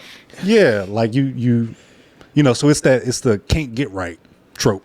Yeah. You know, Fred Curley got he has some of that in him too. As raw and naturally talented as he is, can't get right. It's like, damn, like just pull it together. But anyway, with Sha'Carri, yeah, when I saw the original vid, that didn't have any sound on it, I was just like, yeah, she's cooked. But that boy, four corners, he was trying to Pac-Man, boy, he was trying to get to the corner, get away. She all in that boy ear. It's bad. It was bad. Yeah, bumping him into the pillar. I have a question though. I have a question for you. Yeah. What are you doing in that scenario? What are you if you're? What are you doing in that scenario? I mean, same thing he did. Okay. Same exact thing he did. That. For multiple reasons. For one, with him being the man, we're aware of the double standards that exist when it comes to domestic violence and that sort of deal. There are men you may not have initiated the physical aspects of the domestic violence, but if you retaliate or counter with physical activity, a lot of times you're going to jail before they suss out what all happened. And, you know, again, that's if you even have video footage. Luckily, in this case, there is video footage, because if there isn't, and there is this physical altercation, it's hearsay. It's he said, she said. Yeah. And in a lot of those cases, the man is going to lose in those cases, the way it's set up. I agree. Right. So with him, he did everything he needed to do in terms of trying to create distance, create space. That's the exact same thing I would have did. Not putting hands on you. The only way that escalates to that point is if she really is going to injure me. Wailing on you. Yeah, like I really need to defend myself. And even then, I'm trying to hold you. Good. I'm calling for help. Security. Somebody's got to come because, you know. So yeah, I think he did everything he was supposed to do. And again, this is happening at the airport, which for the life of me, I don't know how many times it has to be said on social media. Stop doing illegal shit and criminal things at the airport. The airport is federally regulated. It's a federal facility. That's federal ground. So if you conduct illegalities, hashtag illegalities at the airport, you're looking at felonious time and felonious charges, felonies. You're going to get travel ban, no fly list. Stop. I mean, we don't advocate criminality anywhere, but the last place you want to conduct that type of business is at the airport. So for that to not even click for her in terms of self-preservation, she really had to be on some crash out, so far gone out her brain to not realize there are cameras everywhere, even with the body cam footage. Why are you talking like this? All of these police officers have body cams. They're letting you run off at the mouth. And you just talking. So she just was completely oblivious. Oblivious. Is just it's bad. Like the rage or whatever was that bad to where you're even after you've been distanced from the person you had the confrontation with in the conflict, you still are on 11. 10. Yeah, no, you're right. 11. 12, and you're digging even further. Yeah. Cameras are everywhere. Just assume you're being recorded no matter where you go, especially if you step outside your house. Yeah. And then places like the airport. Just don't steal nothing. Don't do nothing. I didn't even think about that aspect. Come on, man. Yeah, man, that's bad. That's bad. I would have tried to run away, even maybe more. do something weird. I would have tried to do something weird. Because he could have gotten away from her and created. Now, she would have caught him. After 70, 80 meters. I can't even say, come on, bro. That's real. That's real spill. She has a top end. You saying she has a top end. Yeah, he would have taken off. He would have been gone. He'd have been out of there like a bullet. She'd have taken off, popped straight up. No drive phase.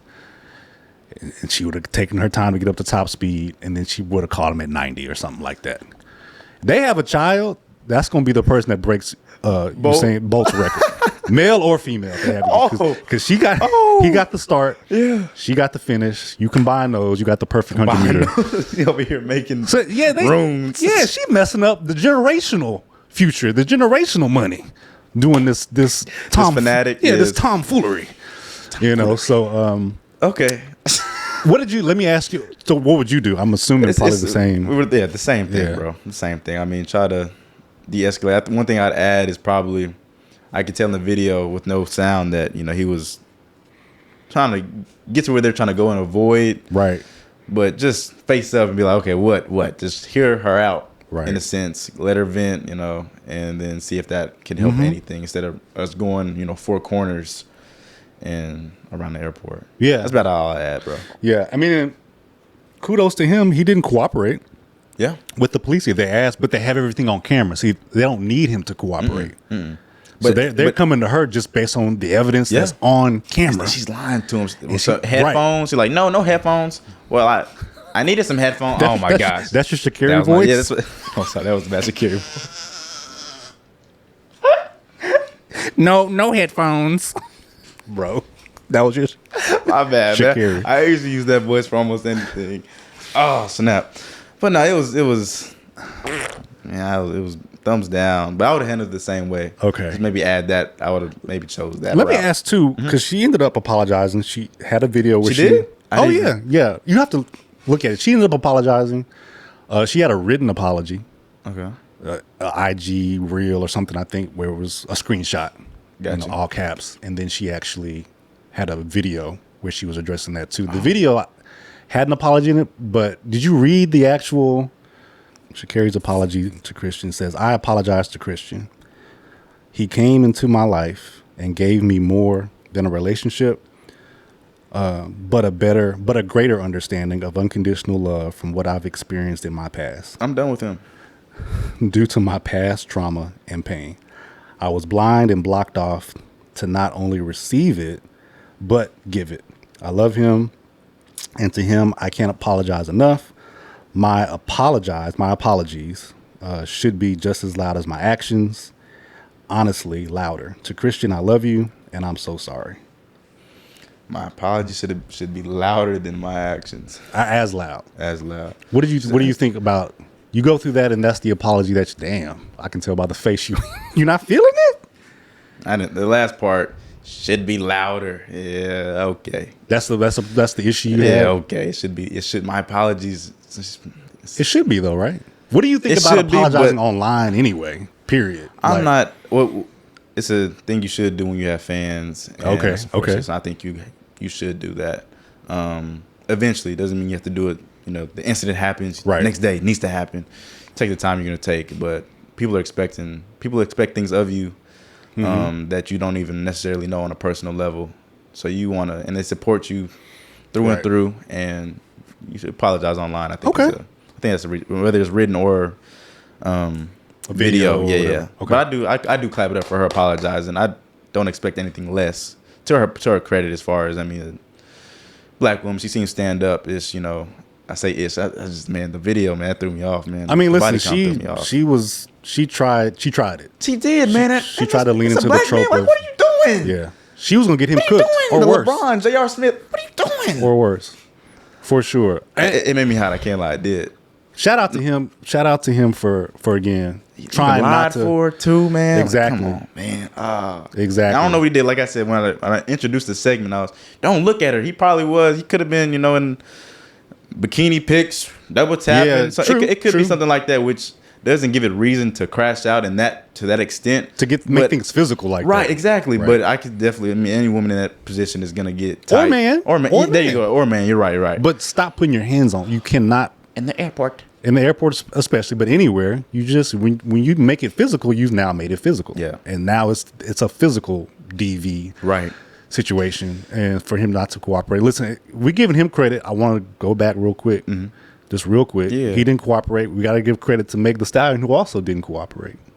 Remember when she was a lot of people didn't give her credit. Tory Lanez. She had to go and testify because she was subpoenaed. Right. Christian Coleman, if she ends up going to court over this, if they subpoena him to testify, he has to come, or else they put you in jail. Right. So, I mean, I want to commend both of them for, not trying to escalate it to the point where they have to, the person that did you wrong is, having to get involved with police because, as we know, those interactions, especially with black people, especially black men, but also black women, they can go foul. And I think both Christian and Megan maybe being aware of that. You know, outside of their whatever affection or love they have for the other person, just not wanting to put that other person in that type of harm's way. That's something that should be commended. Yeah. So if we're going to highlight, if I'm going to highlight, we're going to highlight Christian for doing that. I was reminded of Meg Thee Stallion. This is somebody who, you know, allegedly shot her in the foot. You know, we don't have to get into all of that. Right. But I see the paradox. The parallel. Yeah, the parallel of that. Okay, but the apology. It was cool. It was. I listened to it. Obviously, you just read it. It was cool. Yeah. Obviously, it seems like I'm really still butthurt. It just, man, why she have to do him like that? God, hey, what are you doing? I liked her apology. I liked the apology. And even when she did the video version, and she didn't read exactly that statement. But I think my issue with the apology, I only had one issue. Okay. And that was her referencing her past pain and trauma. Okay, let's hear it. I think that people in general are really bad at apologizing. We as humans, I feel like, are bad at apologizing. Okay. Some people obviously are, but I think in general, I think that the best apologies are the ones that are devoid of, like, don't have any reason or excuses in them. Right? You know what I'm saying? So accountability is all of right. I think when you apologize, if you're really trying to make sure that you center the person that you wronged and that you hurt, you don't bring any of your baggage, any baggage into your initial apology. I think you apologize for your actions, you take full accountability for those actions, and you don't give any reason or excuse for said actions. So her kind of, I don't want to say deflecting, because her past pain and trauma is not invalid. There you go. It's valid. Yeah, it's valid. But right now, just apologize for what you did and then come back with a follow-up statement, or let the other person open that door to want to know why, right? People don't want to hear excuses. And that's one of the reasons why she was getting some blowback even with the apology, because once you do something like that, as we know, the social media is overtly negative and people are going to be looking for reasons to tear you down and all that stuff. You don't want to give them extra hooks to already grab onto. Yeah. Like, people are going to be trying to hook into you. Yeah. If you're putting hooks into yourself, then you're giving them places to grab and pull. Put stuff on. I would not have brought, we live in a society now where we're more aware of trauma and there's therapy and there's pain. And so I think people tend to want to go there and mention those things, but it doesn't make your apology look the best. Leave the reason, leave the excuse out of it. We know there's a reason. There's always a reason for your actions. Yeah. And nobody wants to hear an excuse in an apology. So leave both of them out, and then let the other person say, well, what was going on or what happened. More times than not, in my experience with apologizing, when I do stuff wrong or I'm, having to be accountable for my actions, I really make it a point not to try to give the person I don't offer up the reason or the excuse, even though I thought of it. I think I know what it is. Everyone would probably think of it. Let them ask, and they will ask. They want to know, why the hell did you crash out? Like, what the hell is wrong? Yeah. And then that's your opportunity. Okay, got you. I like that too. Yeah, so I would have left that out, and I really wish that public relations, PR firms, and people, whoever she has managing her, I feel like some of it's them trying to mitigate and dilute and kind of chase the negativity, and cover, but you're also diluting the apology when you do that. Don't give the reason. Don't do that. But I hope that they, whether or not they get back, I'm not saying they get back together. Right. Whether they get back together or whether they stay apart, I hope they are both well. Yeah, I do too. And progress and in positivity, and all that stuff. Okay. Still sour, bro. It is sour. And she didn't run well in that 100. I mean, they both didn't. I mean, that had to play a toll. Taking a toll, yeah. Oh yeah, on both of them. For sure. And I know Christian. I bet I would have low key been. Oh man, I would have been in fumes because he's genuinely thinking about that. He has to go in the race and perform. Track is so mental too. Yeah, I mean it's in. And if it's not even on your mind, mental. The fact that it was so fresh, your neurons and chemicals are already your fried. Your atoms are already fried, bro. Like, come on, man. Yeah. I get a bad grade on a test. It's like, dang, man, I gotta either use this as fuel or it's gonna I push it aside. It's gonna tear. It's gonna tear into me. You got dookie guts, like, dookie guts, and nerves and. So I mean, I feel bad for that aspect, but like you said, I wish them both the best, just like you did, and hopefully they can move on from it, whether together or not. But and with all these traumas and what have yous and excuses and apologies, the Noah thing, they just raced Noah, Kishane, Kenny, all those guys. Man, stacked field, 987. That went exactly like I thought it was gonna go. To be honest, it did. Oh yeah, I agree. I expected that. You expected race 1, 2, 3 like I would. Absolutely. So you expected Noah to exactly. But you go ahead, speak on it. Speak on it. Yeah, I mean, it was a fantastic race, and Kishane said that he didn't even do what he needed to do in that race, and he always does. I know, crazy, right? But he means it too, which is, and I know it's real because it's just real. There's certain things that need to be done within 100 meters, right, for it to be your best on the day. As far as execution, so him saying that, I believe it, but he's just rawly. They're all talented. Everyone at that level is talented, obviously, but he's on some different stuff. Great race, but it's not enough for Mr. Noah. That's not enough. What you mean? Oh, it's not enough. That's 987, and he was coming at you like that at the end. Right. With this being his third race. Yeah. That's not looking too high for Mr. Kishane and winning Now you worlds. know what happened. Oh yeah. In the Olympics, right? What happened in the Olympics? Yeah, the Olympic 100. Yeah. What happened in the? Because you're saying it's not enough. It's not. What were the times? 979, Noah Lyles won, and then 979, Kishane got second. Right. So they went to the 1,000th place. Right. To split them. Exactly, and it was almost to the 1,000th. I don't know. What was the exact time first? What was the exact time for Noah's second place? Was it 9? It was 988. 996. No way. What for? You talking about this past race? Yeah. Oh. I thought it was in the 99s. Kishane was out there, bro. It was not close. Well, it wasn't close, but the fact that Mr. Noah came from almost like, fifth to sixth to second like that. Yeah, but that's what he's gonna do though. In the 100? No, that's true, but that's how he runs. If we can clean up, well, go ahead. That's what he's gonna do for sure. But the first place time output wasn't what they're both their best at. But Kishane's already kind of shown that without Noah being in the race. Mm-hmm. And Noah was in this race, and it's getting closer to worlds. Right. And that's the time that's been put out there as far as 987. Great time. I'm not trying to say like these aren't even good times, but the implications, it really seems like Noah probably on the day, I still got my money on him, to be honest. I mean, I want to, but listen, Kishane. Let me know something. Running like the damn juggernaut. Yeah, he does. I love watching him run. Yeah, 100. I do too. I mean, it's just it's phenomenal. Yeah, from off the gun through the line, it's amazing just to see him move his body the way he does. Right, with the efficiency and power and just ferocity, right. It's amazing. And he's like a running back that's focused on track. Like just instead of going to the league, that's how you would think or expect a running back who is fast to run. If they had football speed, you would think, oh, that's how they probably run in track. But he is the embodiment of, I think, that type of running. And the only reason I brought up the Olympics is because that was so close. Like I think that's both of their personal best. I think 979 is Noah's personal best. And I either 9. What are you talking about who's personal? In the 100. They're both 9. Oh no, yeah. Noah is Kishane 975. He's dead this year, like a couple of weeks ago. Yeah, right. But the fact that it was substantially slower.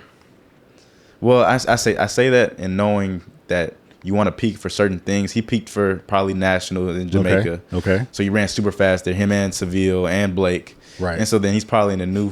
Yeah, that's probably what it is. He's in a new loading phase and loading cycle. So the time's slower now because he's trying to peak for worlds. So that's probably I take back my merit as far as the time being what it is. I kind of do because I bet that is what is going on.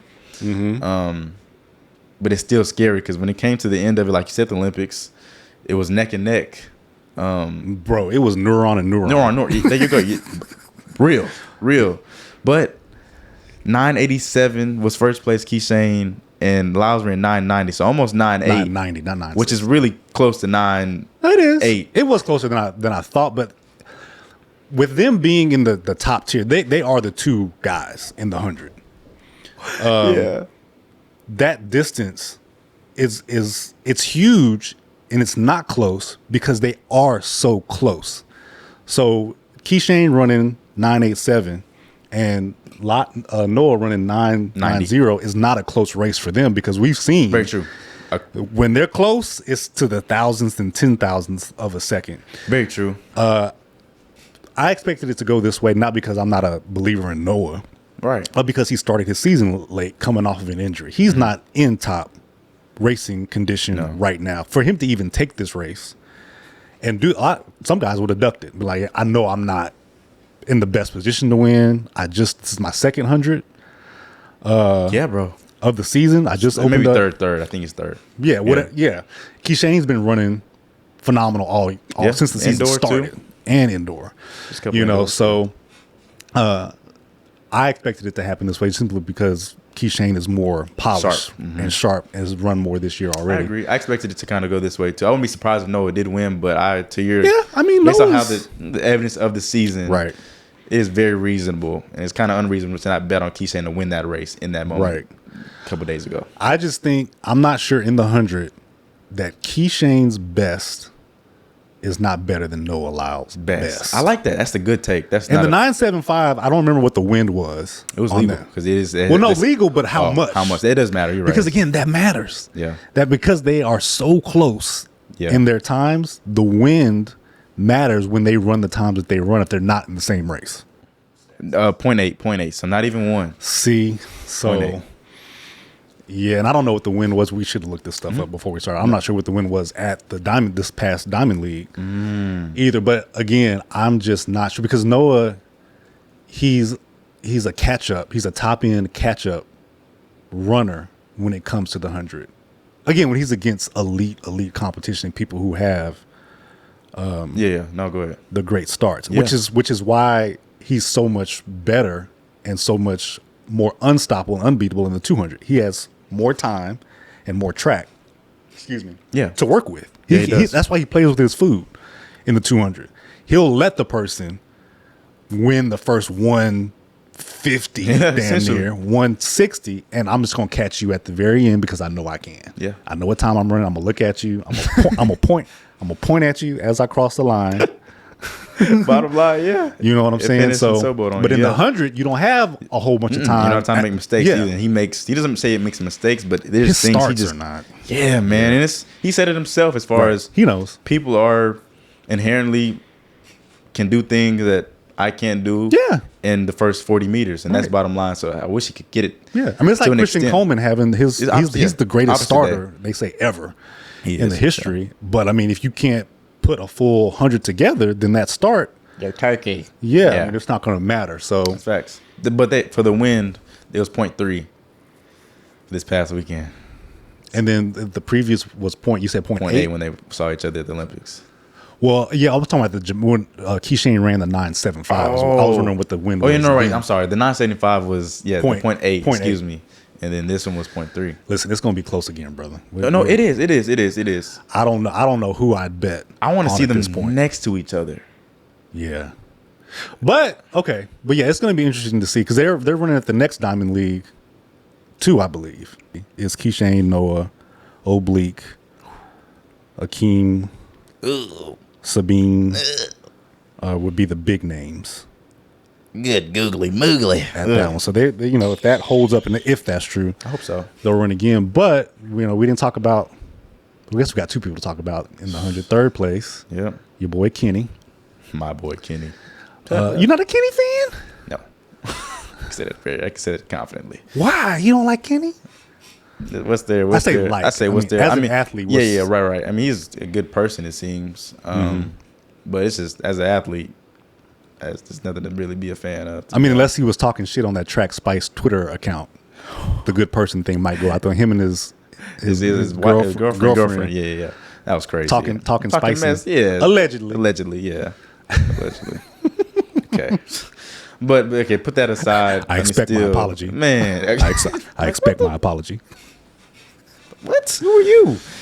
Oh, he's just kind of just a bland guy in my eyes, and there's nothing wrong with that. Honestly, I mean, people respect that, and our fans of him for his personality being so subtle and just, I'm here to show up, do the work, wear my headband, you know, kiss my girlfriend, and wave to y'all, dap everybody up. It's traditional. It's good. Yeah. It's cool. It's not bad for the sport per se. You could argue that it's not helping grow the sport. As being one of the fastest guys and kind of having such a lackadaisical, lukewarm, right. Just kind of course, his push, you know, got him out of some. I was about to say, you keep talking this shit. He gonna appear behind you and push you out of that damn chair. And then when I look back at him, know what he's gonna do? Oh my bad, bro. We're not getting that Kenny interview anytime soon. It's okay. We can shoot from bigger, bro. Shoot from bigger, bro. It's wow, cool. It's cool. That's crazy. It's calm. Okay, so you're not necessarily the biggest yeah, Kenny fan. Love him as an athlete. I love him as a competitor right. on the track. I do. I really do. There's nothing not to like about the guy. He's out there putting himself in that arena and doing tremendous. A great job. Yeah. So, but I'm not so much a Kenny fan, and to the whole push thing, it was great for the sport, great for the time that it, and it's still, you know, bubbling up. Yeah. Until probably Worlds, to be honest. I mean, he just said the last time they'll go out, he'd beat him. But I'm pretty sure he meant the 200. People are saying, well, last time you said you're going to beat, y'all step on the track, you're going to beat him. But I'm pretty sure he meant the 200, to be honest. But he didn't specify which distance. So I'll give y'all that as far as to, you know, tear him down or whatever. But I'm thinking it's 2. Brother, yeah. Kenny is not beating him in the 200. That's not happening, I don't believe. Again, all things being equal in terms of health. No, it's not going to. And then in the 100, I just don't. I mean, so I think Noah has his number in both events. Now, any given race, any given day, things could change. Again, track is a sport of the slimmest margins in terms of conditions, outside conditions, and then the conditions of the athlete at any given moment. And that's also during the race. You could pull a hamstring. Yeah. Or anything could happen during the race too. So a lot of things have to go right and be perfect. And I think if you equalize everything, I just don't. I'm with you on that. Yeah, I don't see Kenny besting him. And like to take it back a little bit, I still agree with your point as far as it will say the same thing. At their best, Kishane and Noah. Kishane's probably in the 100. I say probably. Yeah. It's not a bad. I'm not mad at that bet. You picking Kishane to beat him. That's a bad boy. They're both bad, but I mean in the 100. I mean that. From start to finish, that's a well-balanced at a high-level race. But just to step it back to say, I see what you're comparing, and I like it. Kishane gets bowled out the blocks. Oh, he said bowl. That's real. He's already, man, it's beautiful to watch. It really is. Noah's got to summon his Carl Lewis because Carl Lewis was a similar top run. end. Yeah, top end. He's going to, I mean, there were races where he got out and was already ahead of everybody. But he was known for that superior, just crazy ass top end finish and catching everybody and all that stuff too. So he really has to tap into the ancestors. Well, that in this to be able to catch Kishane, and tapping into the ancestry. This is more of a wave date, but you ran track, and are there any stories slightly above average? 400 meter specialist. What leg did you run the 4x4? Mostly. I ran first leg in the 4x4 because everybody else was scared. Yeah, chicken shit. Yeah, I know. They was all. No, I don't watch that. Yeah, that's a man. People don't like running the opening leg. You said you don't either. I've done it, but I mean, I didn't love not it from the whole. Yeah, I bet you didn't. I didn't love it. The times I ran second leg, even third, obviously getting a running start. Right, it's easier. You just feel so much better being able to get into your flow. In your phases and stuff. Momentum instead of a dead stop. Yeah. But I was always somebody that, in terms of like on the relay, whatever's the hard shit that nobody wants to do, I'll do it. Y'all don't want to run first leg. My brother right there. That's where I get it from. I'll run the first leg because we really had guys that if you put them on first leg, they weren't going to run their best. Yeah. And that's the thing that I knew. I'm like, obviously, no shade to them. I don't even know who. No shade to the boys. But some of them, and again, this is in high school. Right. They would get so in their head about what leg they wanted to run and not wanting to run first leg. Like, it didn't make sense to put them on first leg because you're not going to go out there and perform to the best of your ability. I'm always going to try to perform to the best of my ability no matter what leg I run. So put me on first.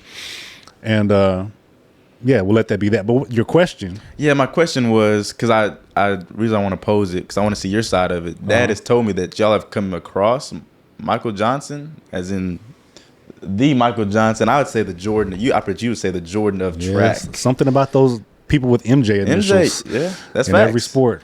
That's facts. Michael I heard Jordan. y'all came across. He even had video footage or something, but I never. Like y'all saw him at a park or something. That's all. We saw him at the track. That's all. Oh, something. Saw him at the track, and that's the only. You have "Slaying the Dragon" by Michael Johnson there. That's the only. It's an autobiography that I've ever read of an athlete. Like we definitely are MJ fans and stands. Gold stands spikes. for that. Yeah. Yeah. 96 Olympics, world records, all that stuff. But yeah, we ran across him. Okay. Back in like 93. 93. Yeah, you got to tell me about this. I'm all ears. Back in 93 at Sprague Fieldhouse. Yeah. In Oak Cliff. Oak Cliff, baby. That's my hood. Yeah. So he was out there training. We had gone out there just as a family even, just to work out. We're one of those families. And this is before the internet. This is before really computers, phones, streaming, all that stuff. So you had to go outside. Touch some grass. Touch some grass to be entertained and all that stuff. And so we were a very active family in terms of going to the parks and throwing footballs and playing tag. I saw it. I mean, I was peeping y'all from heaven. Yes. He was in a stork's mouth. Drop me. I want to play. Drop me. But anyway, so he was at Sprague Fieldhouse in Dallas, and he was training with McClinton Neal. McClinton Neal, 400-meter hurdler. Okay. Never made an Olympic final. Wait, isn't this guy like a comedian now? He's a comedian now. Okay, Clinton Neal but he's a Dallas Lincoln graduate. Gotcha. Lincoln High School, great high school for athletes. Chris Bosh. Yep, Lincoln. Played there. Yeah, went there as well. That's probably the other big time name. But he was training with Clinton Neal, and they were doing like just phase work, timing. They had the FAT machine out there. Notice what he said, guys, for my track people. Phasing. Right. Time, work, FAT. All right, continue. Yeah, and it was just amazing to see Michael Johnson. I mean, he was an Olympian professional athlete at that time. Yeah.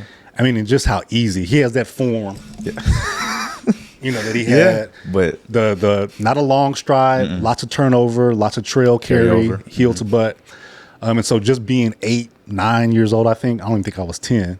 And just getting to see somebody who was an Olympian and watch him train was crazy. And so he was extremely personable, extremely. I mean, and good guy, MJ's from Dallas too. You're right. No, he was super cool. And we've run into him over the years. You might back in the day seen him drive. Yeah, he has his training facility up in McKinney. He does? Yeah, full training facility. They train athletes, track athletes. You can go up there as a football player. That's been there for forever. Anyway, so we saw him. We had on, our track suits and all that stuff. That's how he gets, back in the 90s, purple ass track suits and stripes. Hey, I'll wear that right now, no doubt. And so, but getting to see him run, and it's on VHS. It is recorded somewhere at Daddy's house. Got you, okay. For sure. We've talked about finding it and converting it to digital. If and when we do, we'll come back and upload it. Bottom line. Yeah, I got to race him too. He gave me a head start, like a little 40 meter. Like he actually just lined down this like 2-lane, just explain it. Yeah, no, you're fine. He gave me probably like a 15 meter head start, and we just raced to a cone, and I won. Barely. Oh my yeah. MJ, he's not going to admit to that. That's fine, but you definitely got beat by a 9-year-old at Sprague. He said he won't admit to it. He probably would. He probably remembers Sprague Fieldhouse, circa 1993. You definitely lost. We'll find the footage. Yeah, we will. But is this after? This after you went 1932? At this point already? No, I actually went 1932 that following Olympics. Yeah. So I can't lie. His medal, he's low-key should give it to you. Which would have been the 96 Olympics that he went. So that's how you know it's a lie. But no, it was a great interaction. Wow, that's special. And so I guess you're asking about that because that kind of leads us very quickly into the Grand Slam track fiasco. Slam. Well, let me let you. I talked for a while on that. Let me get your young perspective on.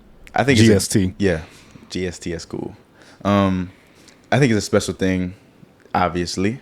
I think it's a pretty obvious thing, especially if we could actually pay the athletes, but that's kind of getting ahead of it. But in its conception, it was a great thing. I was like, okay, that's cool. And then not everyone was signing there because they were unsure about what's happening now, probably too. But also they don't want to, breach any contracts they have with Diamond League. Yeah, exactly. Which is cool. It just gives another outlet for athletes to make money, show likeness, fans, entertain, and run. So domestically at that, not having to go overseas. Exactly. In the States. No, you're right. Yeah. Outside of Jamaica. But yeah, exactly. But it was a great thing. Gave a great opportunity for even athletes such as myself that are interested in going pro. Aspiring to go pro. Like I want to hit certain times, and these times I want to hit do put me in that realm of I can run pro. Right. But it's obviously at that level, there's levels to it. So I still have to rise to an occasion to actually be on the circuit consistently. But besides that, it was a great opportunity, I think, for athletes of all calibers at the professional level. Yeah. If you can make it there. I agree. But I think it lacks, besides the money and not paying athletes thing, it lacked just some minute entertainment aspects, I think. Yeah. Because no field events. Right, exactly. So you had dead space between these exhibition runs on the broadcast, if you were watching it there. But that was a large complaint that people had. Just like too much dead time, too much air time between. I mean, how would you even fix that? Well, with Diamond League, they actually have local athletes come and run. I didn't even know that. Yeah. I didn't know that either. I read it. And so outside of the field events, you could have high schoolers come, and that's something that. And they actually run. Yeah, they'll race. They'll run an event before the next marquee professional event. That's dope. Giving the kids or even more amateur athletes or whatever an opportunity to showcase. And again, that's the cool thing about sprinting and track and field is people just want to see people run. Like I just want to see people race. Yeah.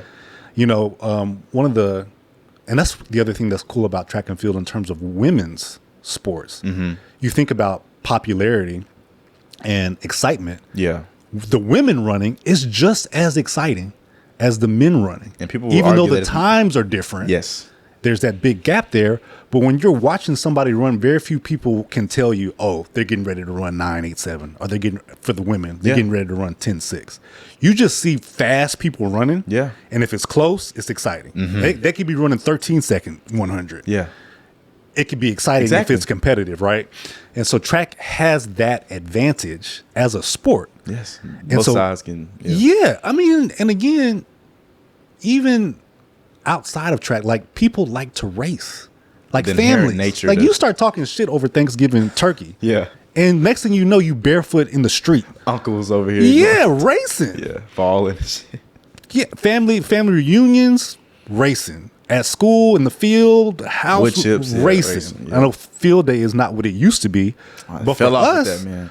Field day was our Olympics. And we were planning teams. Yes. Like at the beginning of the year. Like we need to figure out who's fastest. Who's gonna be first sandbag jumper, who's gonna be water thrower? Like you have set that up. We were part of that too a little bit. This is in elementary, so the point is that type of just affinity is built into track and field. So its inability to tap in consistently and really feed off of that excitement and that excitement that translate to casual fans and even your hardcore fans.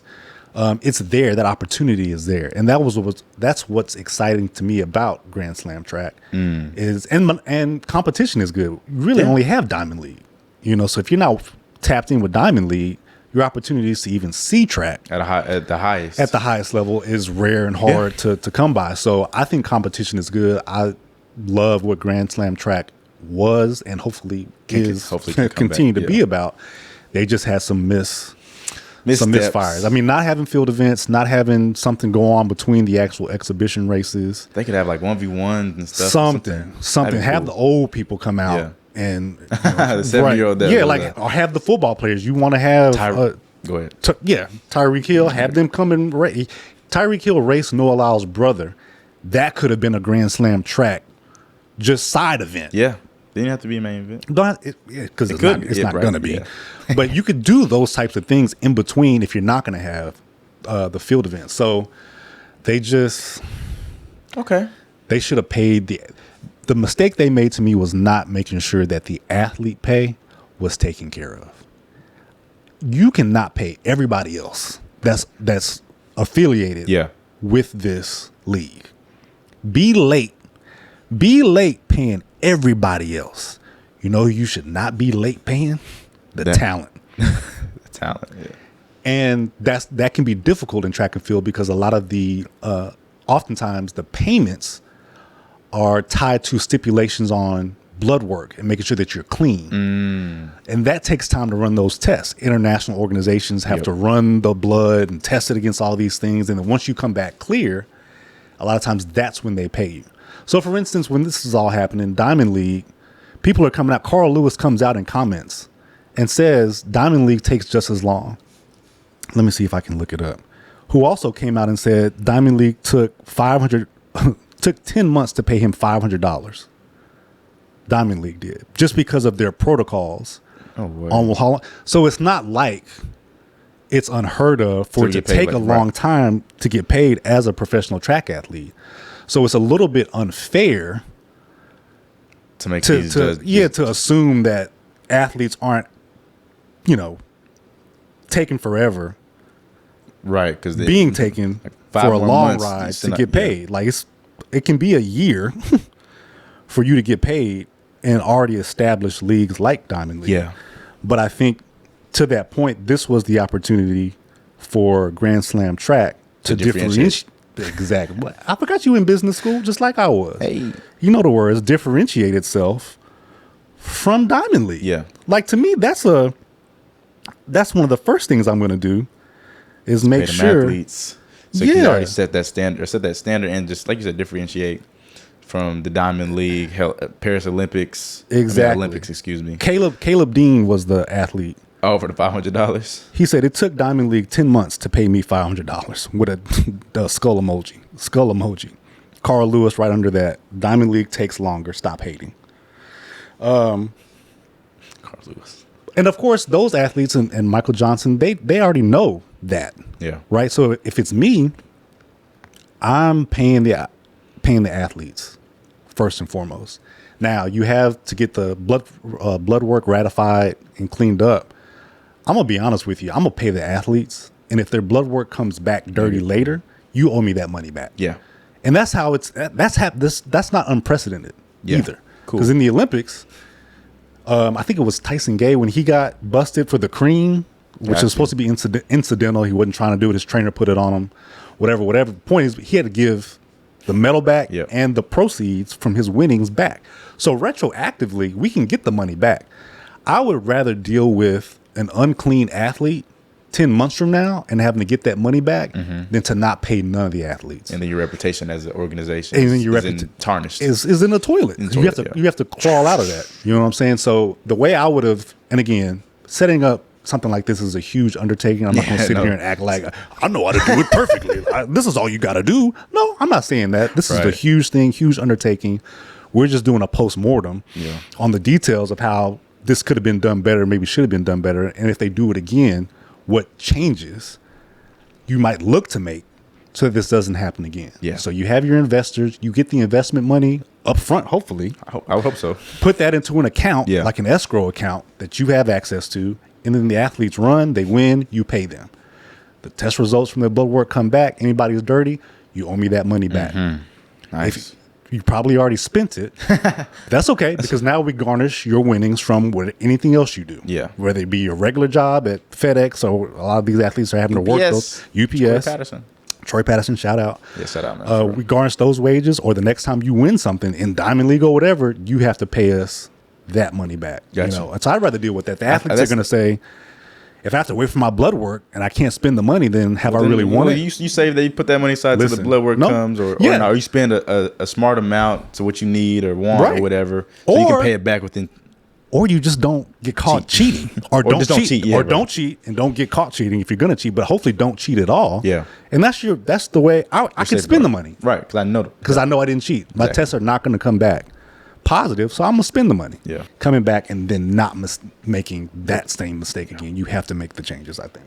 I agree, bro. I want them to win exhibitions. I mean that league is set up for all kind of things to happen. Man, football players racing, track athletes, any sport really. I mean, yeah, you don't have to have track athletes. I'm looking at Jaylen Brown saying he wants the Celtics. Saying he wants to race iShowSpeed. You had the influencers come. Like, come on, like it's really great that iShowSpeed likes racing so much because it's bringing just so much to just running. All those views and stuff that are happening on social media could be views of Grand Slam track if you're actually getting that exhibition to happen as a part of that league. Get Drewski big ass. It's funny because he always missed that. So yeah, but I mean, I'm right. No, I got have you. him come and do a big man relay amongst the influencers. That'd be so tough. You know what I'm saying? Like, you can do any number of things. People like to see people race. It's very similar to, in my mind, UFC or the stuff that what's his name, the Paul guy is doing with the boxing. Oh, Logan people Paul. Don't those are $1 million events, and it's not even professional boxers. Like, a lot of boxers don't like that. I don't either, to a certain extent. But I'm just saying, in terms of exhibition, people like to see competition, racing, action, fighting, any of that stuff. And MJ very quickly has experience with that before social media. So him and Donovan Bailey. Oh, that 1v1 for the like $1v1. $1 million. $1 million in 1996 or 99. Stadium was like crazy. Like, no, this would be 90. It's after the Olympics. So yeah, it had to be like 98, 97, 98. And they had a 1v1 150 meter race for $1 million. I want to say it was in Canada. And that stadium was packed. We watched it live. Yeah. You weren't born yet. Right. We watched it live at the house, and it was thrilling, exciting. Grand Slam track could grow to that and accomplish that at every venue. And that was for one race. For 1v1 two athletes. And Donovan Bailey. It was a sad day to be a Patriot. Yeah, he beat him. It's okay, though. MJ pulled up. He was already lacking at that time. And Donovan Bailey had not too kind things to say about our champion. Yeah, he did. Call him a chicken and a coward. He came back and retracted it later and said that he did too much. But Donovan Bailey was a big personality. All right. He was cold too, bro. His lips was always ashy. Mr. Bailey, I know you're older now. I don't mean no disrespect, but we was talking mad shit about how you was always dry in the face when you was running. I guess you was running so fast, you just, whatever lotion and Vaseline and Gold Bond or whatever you had on your whatever you had on your face, that shit was, by the time he got to 85 meters, it was pasty. Yeah, he looked like he had just come out the Krispy Kreme donut shop.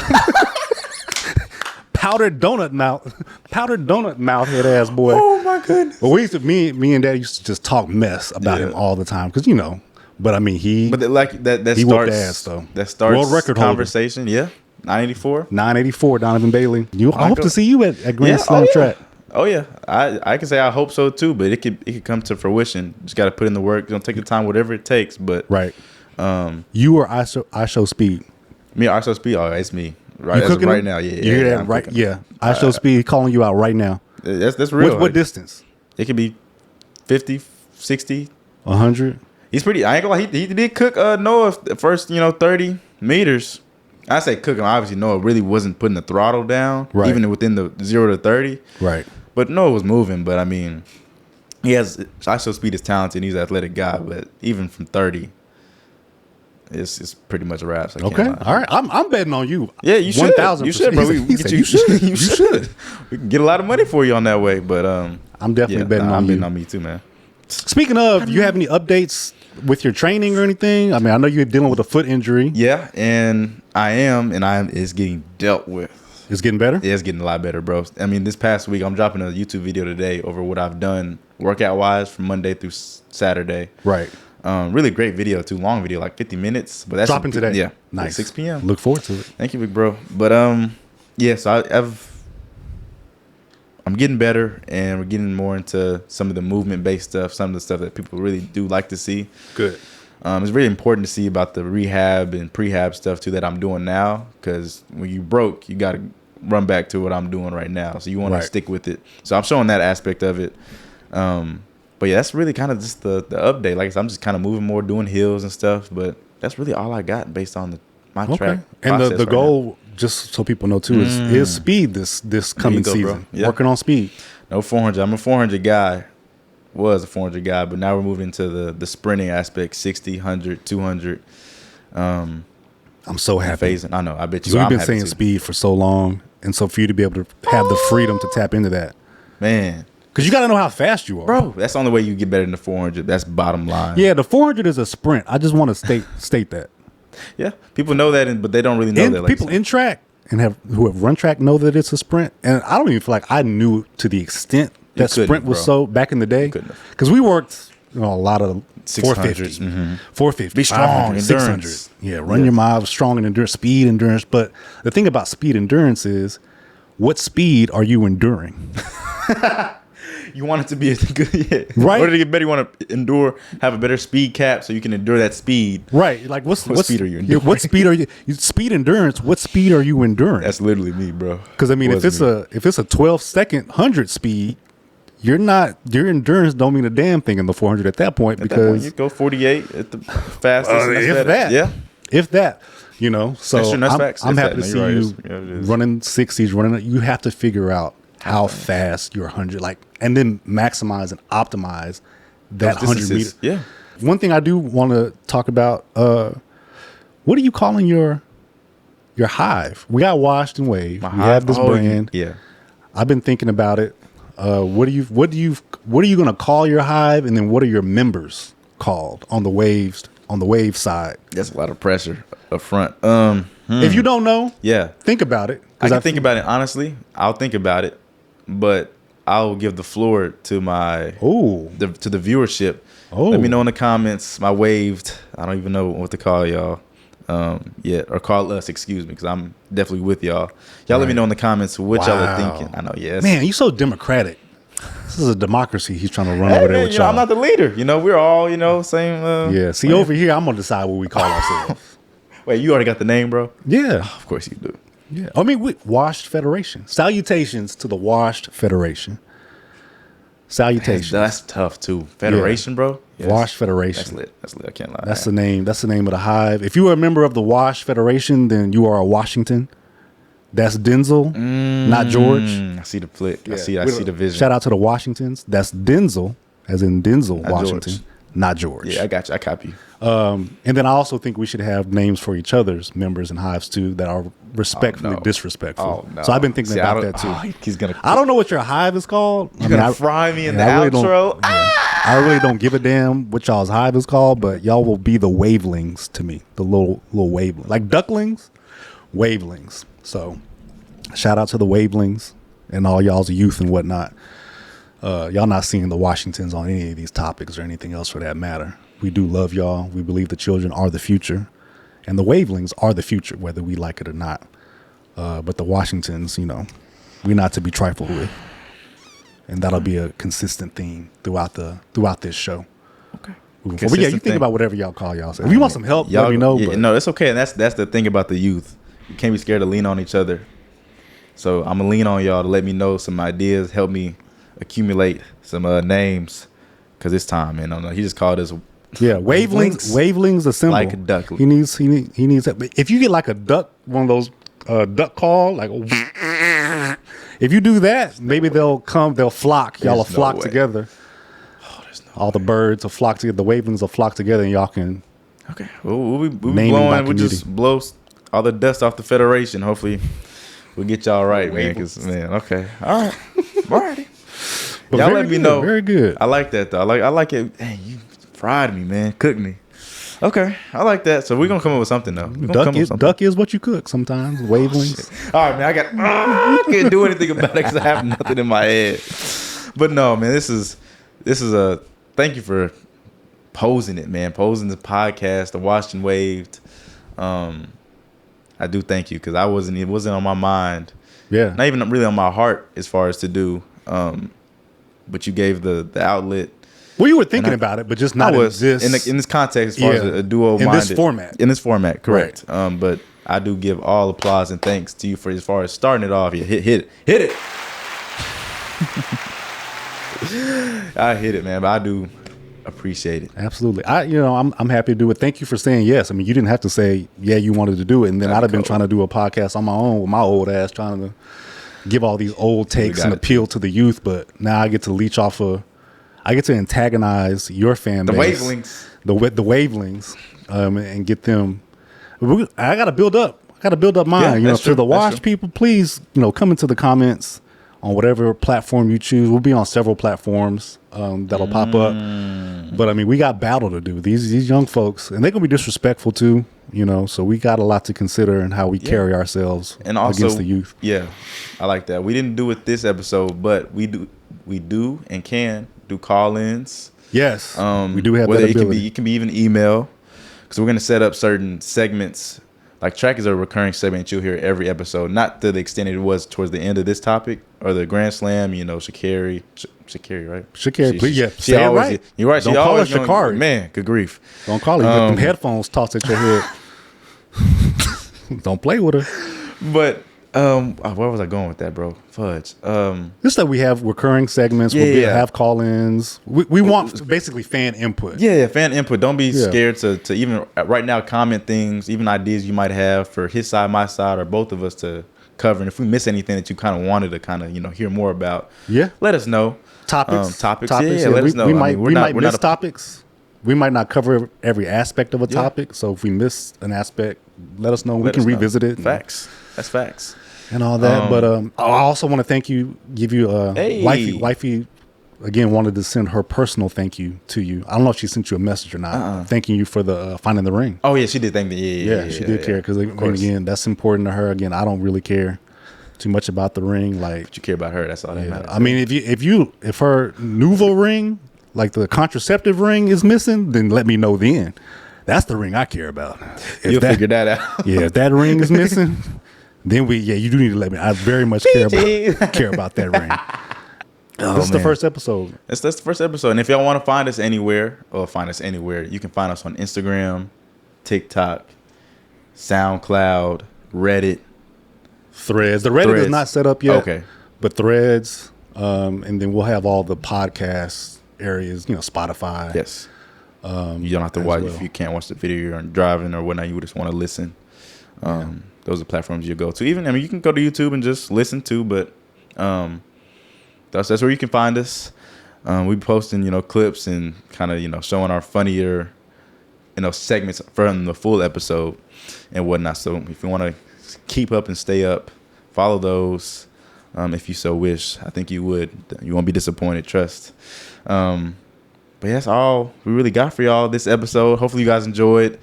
Very nice, fun episode, wouldn't you say? I agree. I want everybody to have a great week as well. Whatever you're doing, whatever you're going through, whatever you're trying to accomplish. I know a lot of people going back to school, at work or whatever. I hope everybody continues to be blessed and healthy, and especially during these times too. I know it's trying in a lot of ways. So hopefully we can bring, an outlet for joy through this, but also acknowledging the tough stuff too. So I hope everybody has a great week, especially those going back to school and stuff too. Collegiate and under. Yeah. Love 3 wishes the same. Pumpkin. That's gonna be a pad thing. I don't know what that means, but man, I gotta show you once we get off. It's hilarious. Pumpkin. All right. Rone in effect out. Love 3 out. Love y'all. Deuces.